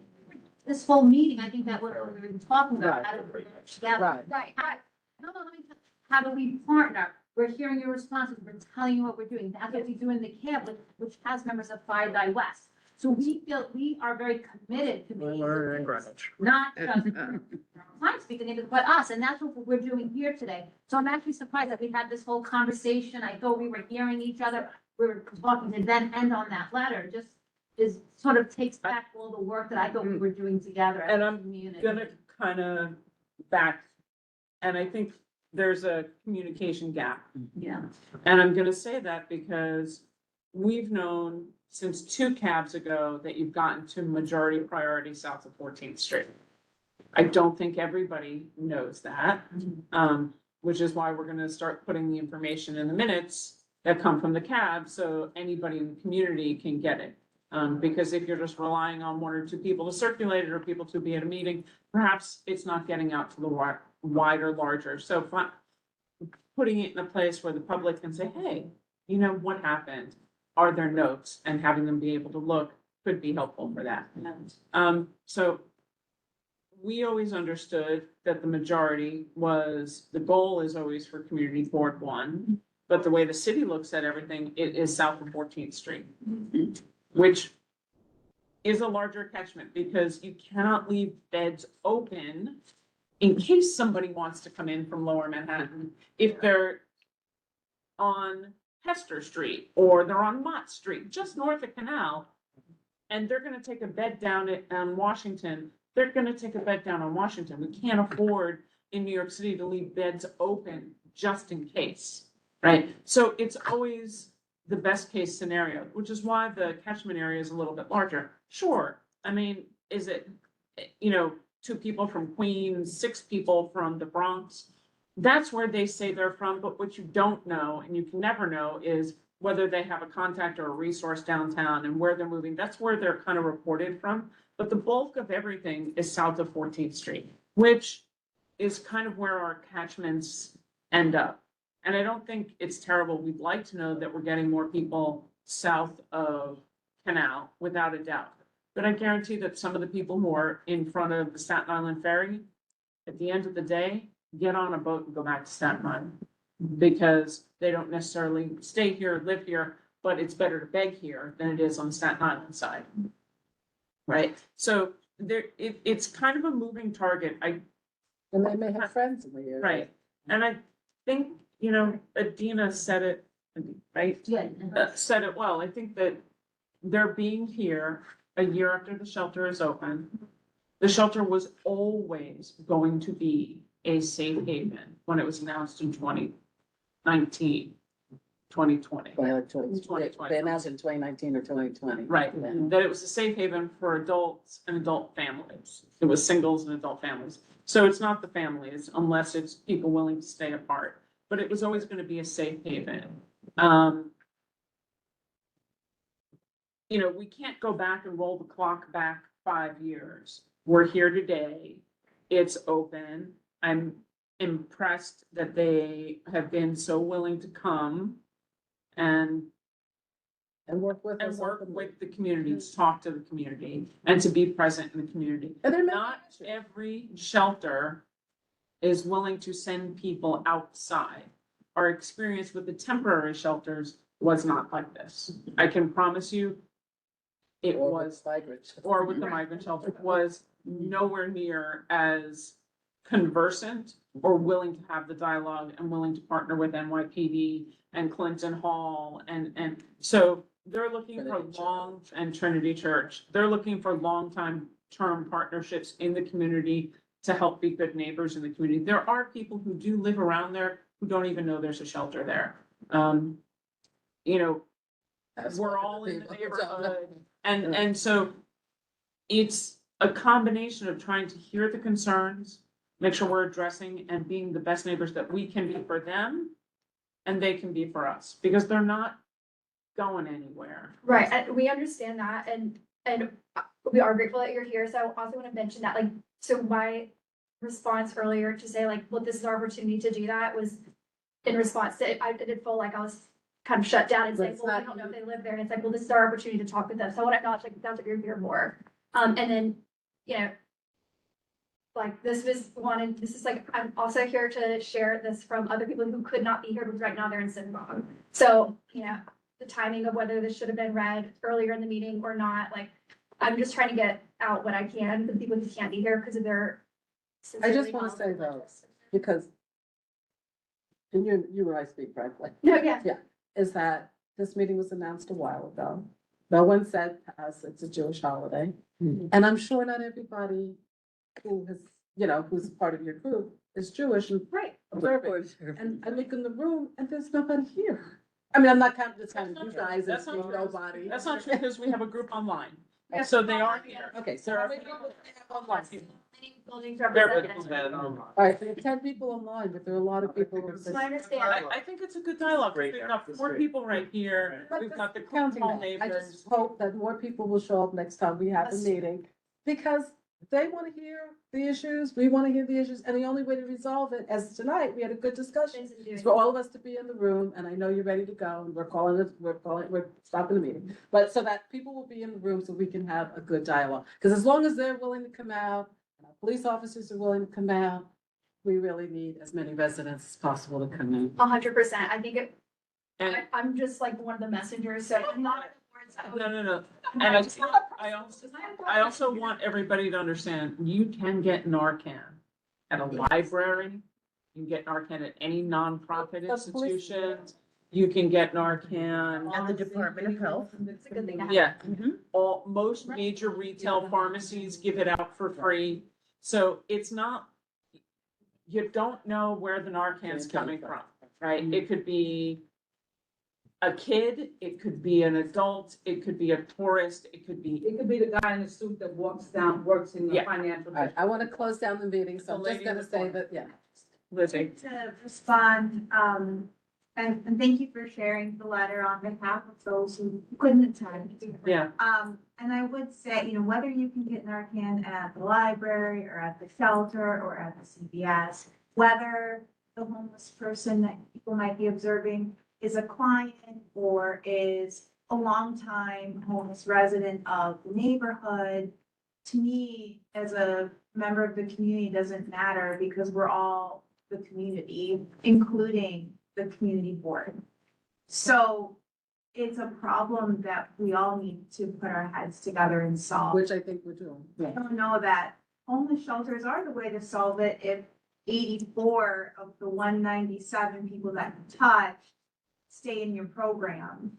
I don't know, I don't have the other answers either, but I do think as part of that letter is, what you're hearing in it is that, what about us? Why, we don't feel the community board is representing us. And when you respond to a letter like that and say it's inflammatory and like a place of public debate. Well, I'm sorry that you feel that we're way. being discounted. Let me just say that I live 3 blocks from the shelter for 50 years. I've lived there. So I am part of that immediate community. And I, you know, share in the burden of whatever issues we have in the community. But I think we had a great discussion. We're working to resolve issues, and to kind of say that, you know, to have this letter at the end, as was said. Like maybe like time to. I think if the letter was read at the beginning, it would have made Right. more Yeah. sense. Right. No, Right, so I had to That's how it started out with. Oh, you know what? Next time, if there's a letter, you'll let me know. Okay. And you Right. read it out again. Yeah. You got it? All right. because We'll do that. if you send the letter in advance, we can also share it and they can address points that are in the letter. I think that we tried to have them come through the conversation based on what we've already heard and known, Right. to have them be able to explain about priority to explain about where people are coming, to explain about how they address Good Neighbor, and to explain the coordination with NYPD and to work with Clinton Hall, because these are all the conversations we've heard in the last 6-8 months. Being responsive to the community is where we all worked with Brooke and Julie and Adina and Jamar, say, here are all the concerns, here are things that we're hearing, we need you to address those when you come. So if you do a letter like this again, for whatever that is missing from the dialogue, send it in advance, because it gives them an opportunity to be able to say, I hear what you're asking, here's what I can do, here's what I can't. I actually think we made really good progress. I hear where Pat's going, that the letter's inflammatory, because we made progress, right? We have a plan for Clinton Hall. We have a plan for this gentleman. We have had a conversation in education back and forth.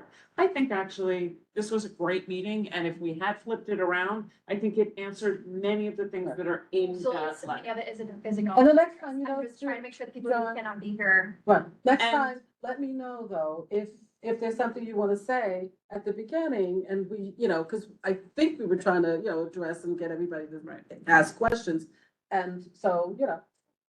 We're cool. It is always about trying to be responsive, so we hadn't seen this letter. Right, okay. It didn't get sent to us officially, so we don't have it, we don't know it, and now we'll have it, and we'll take a look through, and we'll see if there was anything that, you know, Did you anybody send it? feels. It's being set after. Okay, that anything that wasn't addressed maybe could be addressed for the next time. We've got some But I definitely think that we made incredible in progress. great connections today. I'm so happy that you came from Clinton Hall, thank you, I'm always happy that you will take your time to come, cause I know you retired. You've been out there all day protecting us, so thank you. for coming.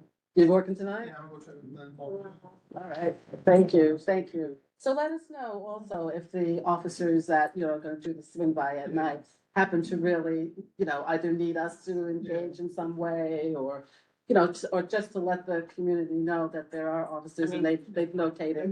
They've been going there, but I'm gonna tell them specifically with the people. Okay, So they can engage them. Thank you. It's kind of nice, I don't see the weed truck. Are any of these, can any of these people be included in the cab? They are in the cab. They are They're in the cab, okay. And they have leaders from, who attend the cab, who I assume share information back out with everybody, yes? Right, yeah, like this stuff and like some of the other information from recent, it's been shared, it's just that my recent memory decided to, Right. but yes. We have copies of all the stuff that came And out. Joanne knows too, we go to the. Last year. Joanne is secretary for the First Precinct Council, and we go to the council, and we discuss some of these issues. So Janine, I don't know that I've seen, have you come to the First Precinct? Yes. Occasionally. So there is a communication between not only the police, but us and, you know. Thank you, everybody. Good night. Thank you. Thank you, thank you, thank you. I appreciate it. I wanted to just ask you guys, so what's happening since the migrant shelter has moved? Are you having any issues with, have the students moved in? The students. Oh, yeah, they did, And that's great. It's bringing some, hopefully much needed vibrancy to those blocks. Yeah, to the restaurants and stuff, I'm hoping that Clinton Hall is seeing that. See some uptick in. Right. Thank you, good night. Okay, okay, if you have any issue with this, you know, that location, let us know. So far, so good. Good. Certainly compared to, I think it's been asked. So far. Okay. Yeah, and hopefully it allows to open some of, like sausage barrels and empty. Right. It'll come. Okay. Yeah. We'll see. You guys will let me know. We're gonna move on, because we got one last, I know everybody wants to go home. Clinton Hall, What about them? I have a question for them about Gentlemen, their outside. Paul? Do you, you have outside furniture, do you lock it up or make it like not comfortable? Yeah, here we do, we stack them up and then we lock them up. And then you have tables, and you have tables too, right? Good night. It's good to see. That's enough. Don't, I Oh, didn't, okay. it wasn't directed at you. Yeah, okay. Don't take it, you know I love, don't take it. Thank you, everyone. Have a good night. Bye. I remember when Time I was sitting here, I was like, they coordinate that, and then I'm looking at hers, is it hers? What Yeah. is the same color? It's salmon. It just dawned on me.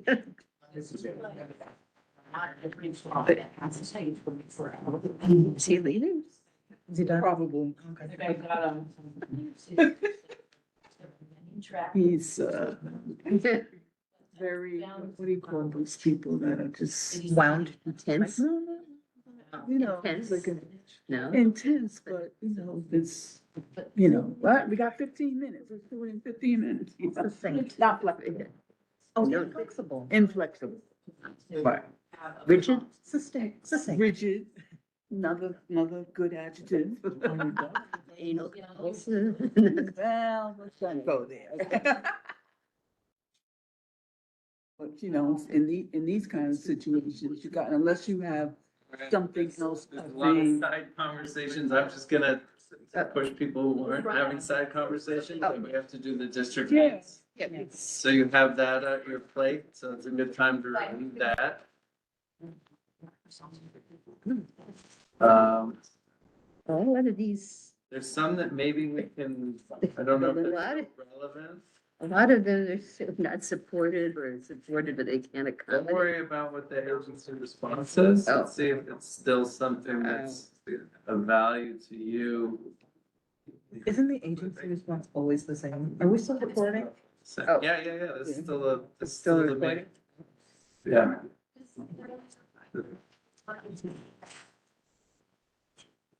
Even if it says agency does not support and cannot. Yeah, just ignore Oh. what the agency says, if it's still a priority, I mean- you want it to stay. If it says expand public hospital services, only one has to. Maybe that one needs a little more detail, 'cause Cause here we don't have one hospital, but we've got a lot of like pop-up urgent care and other outpatient service. I noticed that instead of another hospital, they've got a lot, there's a lot, and they're increasing more outpatient. Is there enough of that? I don't know, I don't know how many there are. Sharing. That's why I don't have. Specific. They are? Urgent care, yeah. I got like CDMD and all those others, yeah. Yeah, but that's totally not a different. full service. Well, okay, so then can we look at that in terms of them being able to offer something back and take X amount of people that are not insured? Well, not necessarily not insured, but they're like policy specific. So they may take Blue Cross and they don't take. Oh, sorry. The Shield? Right, you know, right. Exactly. Plus, not that Blue Shield though. But so I'm talking about the people that don't have anything. I'm trying to take care of the whole. Well, the policy applies to everybody. Then they end up going to the emergency room, right? Yes, even if you have it. If you don't have the one that the urgent care is accepting, the urgent care is useless. 46. So they'll just send you to the, So you're gonna go to the emergency room because they're gonna take your insurance. But there's only one. or like, right, That's a point. yeah. So that's why. So we need another hospital. We do need. Oh, of of course. That's, we We need another I hospital. always say, here, it's like, We have nothing on the Lower West Side. I mean, Be safe, be safe. So is that what we're saying? We need another hospital. Hello, darling. They're just gonna have to build. You, I haven't talked. There you go. that's it. because one of the things I know, I think it was brought up when we were talking about what to do with the community space at Five World, the new one, Five World Sorry, Trade. ma'am. Oh, where did Brendan go? I know, I had it in my head. It should be some kind of medical facility. All right, Cause let's it's go. perfect location, Where? you know, Five Did World everybody Trade. look at it? Did you look at it? Yeah, What we doing? you know, if So- we wanna give the community something, you know, put an extensive medical. Can we make that suggestion? I don't know. Can we? Conversation. Zach, Consider. can we put a suggestion in Okay, here? wait, can we show what we're canceling? Let's go on. Oh, no, we're not. Yeah, So what this is- is the first one? Yes. Build income restricted housing for mixed family sizes. I mean, we can leave it there, but I think we should leave it there. yeah, let's be real. Let's leave it there. Second one, we're canceling. Really? Because the migrant shelter has Yeah, it's closed. closed. Right. The third one was Desi. Desi, you want to say anything more about that one? Yeah, we were just We were just talking about talking being about able to make a suggestion about where they possibly could be expanding Hospitals, because what we really need is another hospital. Right, Yes. we need another, This- yeah, yes, equivalent to an and then was there emergency. discussion about number 3 or something, or 2? or Yeah. World Trade Center number 2? So then we put that on the agenda for like November. I thought Jill was coming today, so I was gonna ask her. Oh, what about 5, the community portion? We always- It's gonna be filled for a long time, baby. We always wanted it 5-2. 2 is the one that has long been paid for. So it's more subsidies of number 5, number 2. Yeah. Right, so we're making a suggestion that they do a study, or that, what do you want? What do you want, everybody? What do you want? A study, I want them to Build it. build it, you know? Build it. Don't want them to Rip- have, rip- we want that. In an additional. So what would the space. city What- piece be? Yeah, Oh, this is the city. Yeah. This is a request from the city. If you and build where's it. the money coming? The city and Money anybody from the city to put Not just something city, into a State building? state-owned building. We can get another 45 million to build a hospital? Where, what? all these What in your hospitals we have in Manhattan alone. My darling, who's from the school, you wanna come join us at the table and listen to what we're talking about? This is about the community needs, so we have a list here of things that we have asked the government for. He reminds me of Huh? the guy on Saturday Night Live. So, So at, so we're asking for an additional hospital in our community, Which one? Oh, that one. or hospital services, Or emergency or service. emergency services. emergency Yeah. Yes, Expansion of emergency service. services. Into 5 World Trade. No, 2. Because 5 is not being done. I think we're, but yeah, 2 is a good place. Maybe 2 to start with, and ultimately to be relocated to 5. At 2 World Trade. And maybe ultimately to be relocated to 5 when it's filled. Or future funding. Right. But we don't want to wait for it to be built to Right. 5. We want it to start and get it, and then if they have to relocate it, they can. Right. Emergency. Right. Yeah. Emergency services. Or is it emergency services alone, or hospital services, or how, what do you want to call it? Hospitals. I think Everything, we need everything. primary need, that's in my opinion, is emergency. Is, I was gonna say probably the emergency services, because that's where the one. And different clinics, yeah, different kind of. All right, let's go to the Now, next. number 4, the HPD to provide study on all available methods and plans for federal, state, and city funds reallocated. What does that mean? Study. They want to do a study. Or we asked for a study. Who asked for this? Which one is it? It's the last one on the page. It says E1 on the first page. It says. Studying on all available methods and plans. So I just need to know who, I thought it was you and Jill. I just need to understand what this means. Why do we need a study? Expand. I don't even know who asked for this. Kind of already asking for it in number 1. Yeah. So do we really need Income this? restricted. Oh, so cancel the last. Cancel Okay, number. next page. Duplication. Okay, Miriam, I think this might have been you. Would designate the Gateway Plaza resident complex as a naturally occurring retirement community? Gave me a north. What does that mean? I mean, I know what a north is, but what are you asking for? Was this you? I may have been involved. Okay. Because they do have like a growing senior community, I mean, we have it at. But if you are a, co-op, what are you, a co-op? So how does that work with the north? Isn't a north like? Then we were getting money from Chris. Right. For our senior center. No, but I mean, how does it become a north if you guys Yeah, own your? we never did become a north, so maybe we're not I able don't think to. you can become a north. But Gateway is rental, so maybe they. I have friends in Brooklyn in a co-op and they Oh, became I'm an. sorry, I'm thinking it's Gateway. Yeah, yeah. It's not you, it would have been Jill. No, we did ask for it, yeah. Well, do we want to leave this? Yeah, I think we should. Okay, Gateway North. Big one, which I think is Mark. Increased funding. Mark, are you on the line? No. Huh? Increased funding, he's never here, for mental health and outreach to the population of homeless, especially veterans. Don't get me started. You know, I just got back from Chicago. I'll tell you all about how I got raped and murdered while I was there. I mean, but You didn't get murdered, because we're here. At least twice. On Sunday. Fund additional programs with local outreach groups and task force to spread resources. What does that mean? More mental health outreach to homeless and veterans. So more support for And them. who are we asking this for? I mean, who are we asking this to? DHS. Well, DHS, so that they could have more so that they don't have to, DHS so that the police Yeah, but- doesn't. I would say, Or DHS or, hospital, mental health and hygiene. But the whole or- thing or- though is that the police have a new program where they are addressing, mental health and I don't know what we're. But how does that take away from the other crime act, the other duties that there's really No, supposed that's to why be they doing? have new units that are going out, so the police don't have to address some of these issues. And they are police or they No, special? They are special units to address mental health and homeless people and, Julie was talking about Right. it.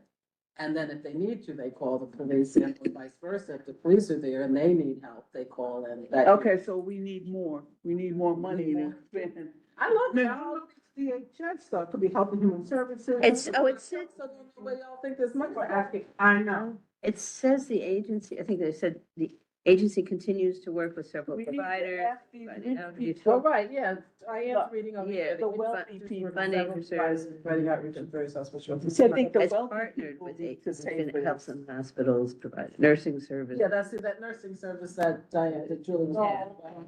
So do we need to leave this on here? Yes. Okay, leave it on. how about maybe change that second sentence to fund additional, With. outreach in CB1 or something? Well, it says for CB1, Especially veterans in CB1. it mentioned CB1. Wouldn't it be redundant? I'd say I'll just shorten that to fund additional programs in CB1. Okay. Take out the especially veterans. No, we'll leave that, the second The one. last sentence, fund additional programs in CB1. Yeah, don't be messing with Mark. Say priority. Okay, next, I think it's Mark The also. better, first line will leave.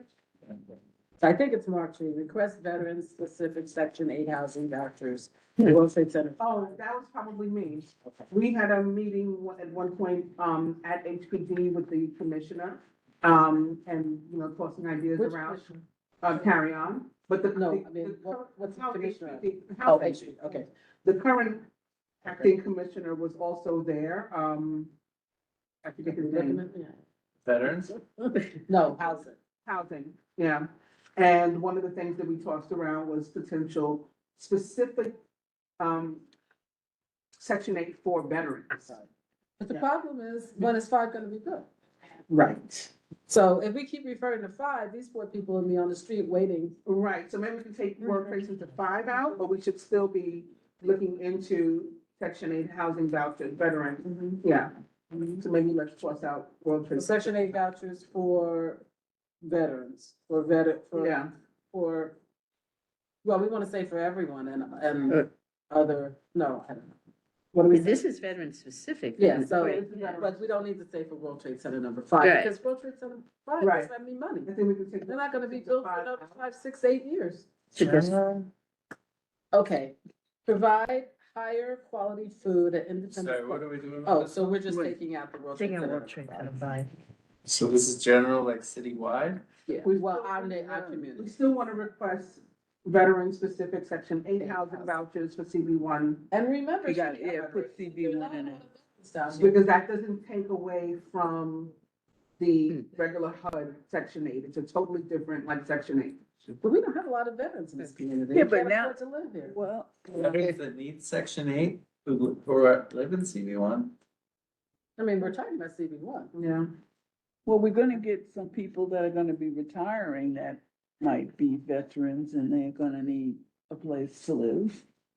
But they already live here. Yeah, but they're gonna need, if they If we can afford to retire, live here, they could retire. I I mean, mean, I'm not that's saying. what the circumstances are, they be living with, To the veteran. to pension, and, yeah, they can't afford to live here. That means they're in the military right now and they're still affording to live here. Do we No, have not those people here? We do not have those people Other living than here. Mark. Other than Mark. And he's been living here his whole life. Yeah, we have IPN, we haven't put. You have some people in the military that live here? Oh, not currently. Well, that's what we're Yeah, talking about. They oh, have to be in the military now and Oh. be retiring and using their veterans retirement. We ain't got no people down here that can afford to live here. Oh, No, but wait a minute, maybe there are some people that are already living here, maybe they're living with someone and their situation changes and so forth and so Yeah, we're on. just taking out World Trade Center #5. So we're leaving it. So we're requesting specific section 8 vouchers specifically for veterans in our community. Right. All right, the next one is provide higher quality food at Independence Plaza. Yeah, that must be John Scott. Yeah, I put John in. Maybe it doesn't have to be like to help them live where they are, maybe like it could be applied to, We want them to stay in like the place. lotteries that open for the affordable housing. But remember now, I just want to tell you, you know this, that nobody can be, remember when we asked for specific, that like when World Trade Center 5 is built, we wanted specific, what am I trying to say? Us first, reference, and they said they couldn't do that? Right, we were able to get it for 9/11 survivors and first responders, but they no But did you longer. get it? Yes. Where are they? 20% through the. What, oh, you mean the World Trade Center #5? Yeah, yeah. It ain't gonna be built for another 8 years, so by that time, they're gonna be saying something totally different. Oh, you got the little babies that'll be growing up. Yeah, but they're not, anyway, the whole point is, Yeah. we have to be realistic about our But they did say at the time that they no longer do preferences for, neighborhoods. So, what are we doing? But, okay, so we're back to food now.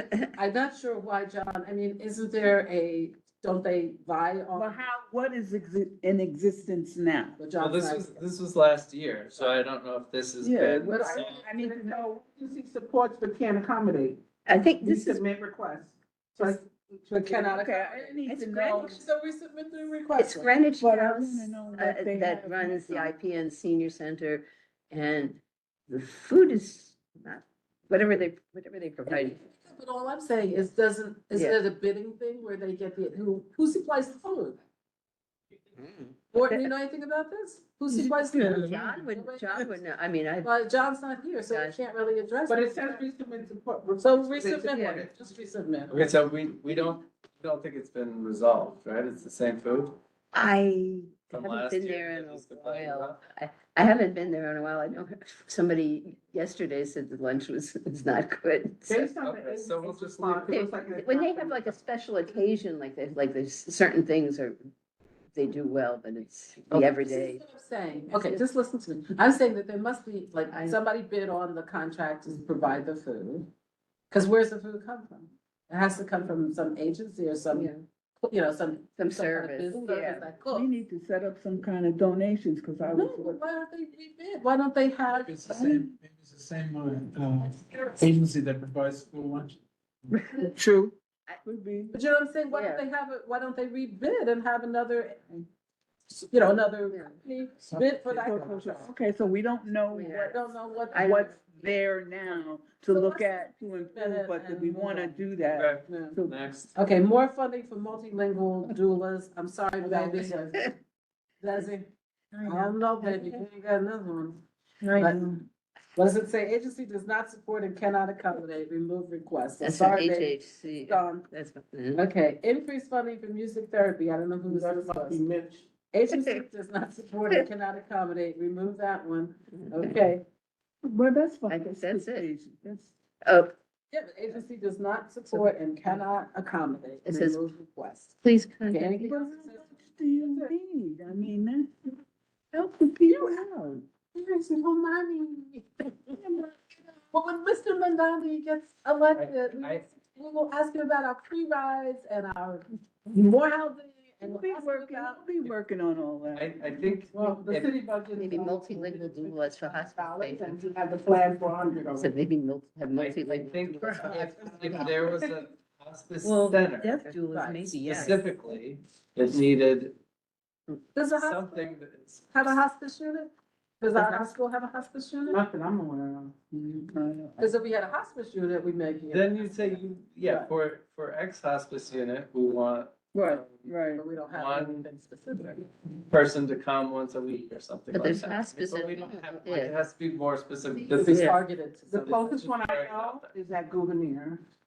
Do they have a, they have They a have hospice center? hospice. Well, we could ask That's for another point. Let's That's- see, yeah. that's CB3. CB3. And so down here in our. Is there a Well, hospice? then we can, then we should ask for a hospice center instead of the. Right, music we should ask for the center. hospice center. So do you want to Well, I'm substitute gonna that? find out if the hospital has one. Okay. And Would if you do not, that? then we ask And we for could it. write a reso and. Then we ask for it. But, you know, but we're doing that in the dark too, because we don't know how many people in our community need a hospice unit. And then What there's, what if people talk about that? and there's a hospice at home. The health registry. But we don't know We have how a people. lot of, we have a cancer cluster. But I'm saying, we don't know where people are going. It's like Andrew, he had hospice at home. Yeah, I was You gonna can say have people hospice have at it. home. Yeah. You don't necessarily need. But you need other kind of supportive services and. No, but I'm just saying, we don't know how they're handling it. There may be, what's the hospital?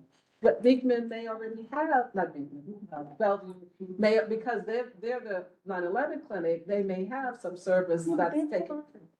Right, that's why Gouverneur has it, because it's attached to Bellevue. So then it's number 3 though, so But we then can't it's- do it. But William, what about the Williams, Street, I think- Center? Isn't there one on William Street? There is a clinic on William Yeah, Street. that's not, that's, But does it have hospice? No, it would not have happened. That kind of- and you know, and also you don't know how many people who are in a hospice unit would want music That's what I'm therapy. Yeah, The music therapy part, which I have in the hospice unit. Let me go and pee right on time, leave me alone. And also, change the station. take that fiddle with you. Devil's music. Our young ladies thinking we're all crazy. Sorry, baby. And then gospel choir out here. Anna thinks we're all crazy.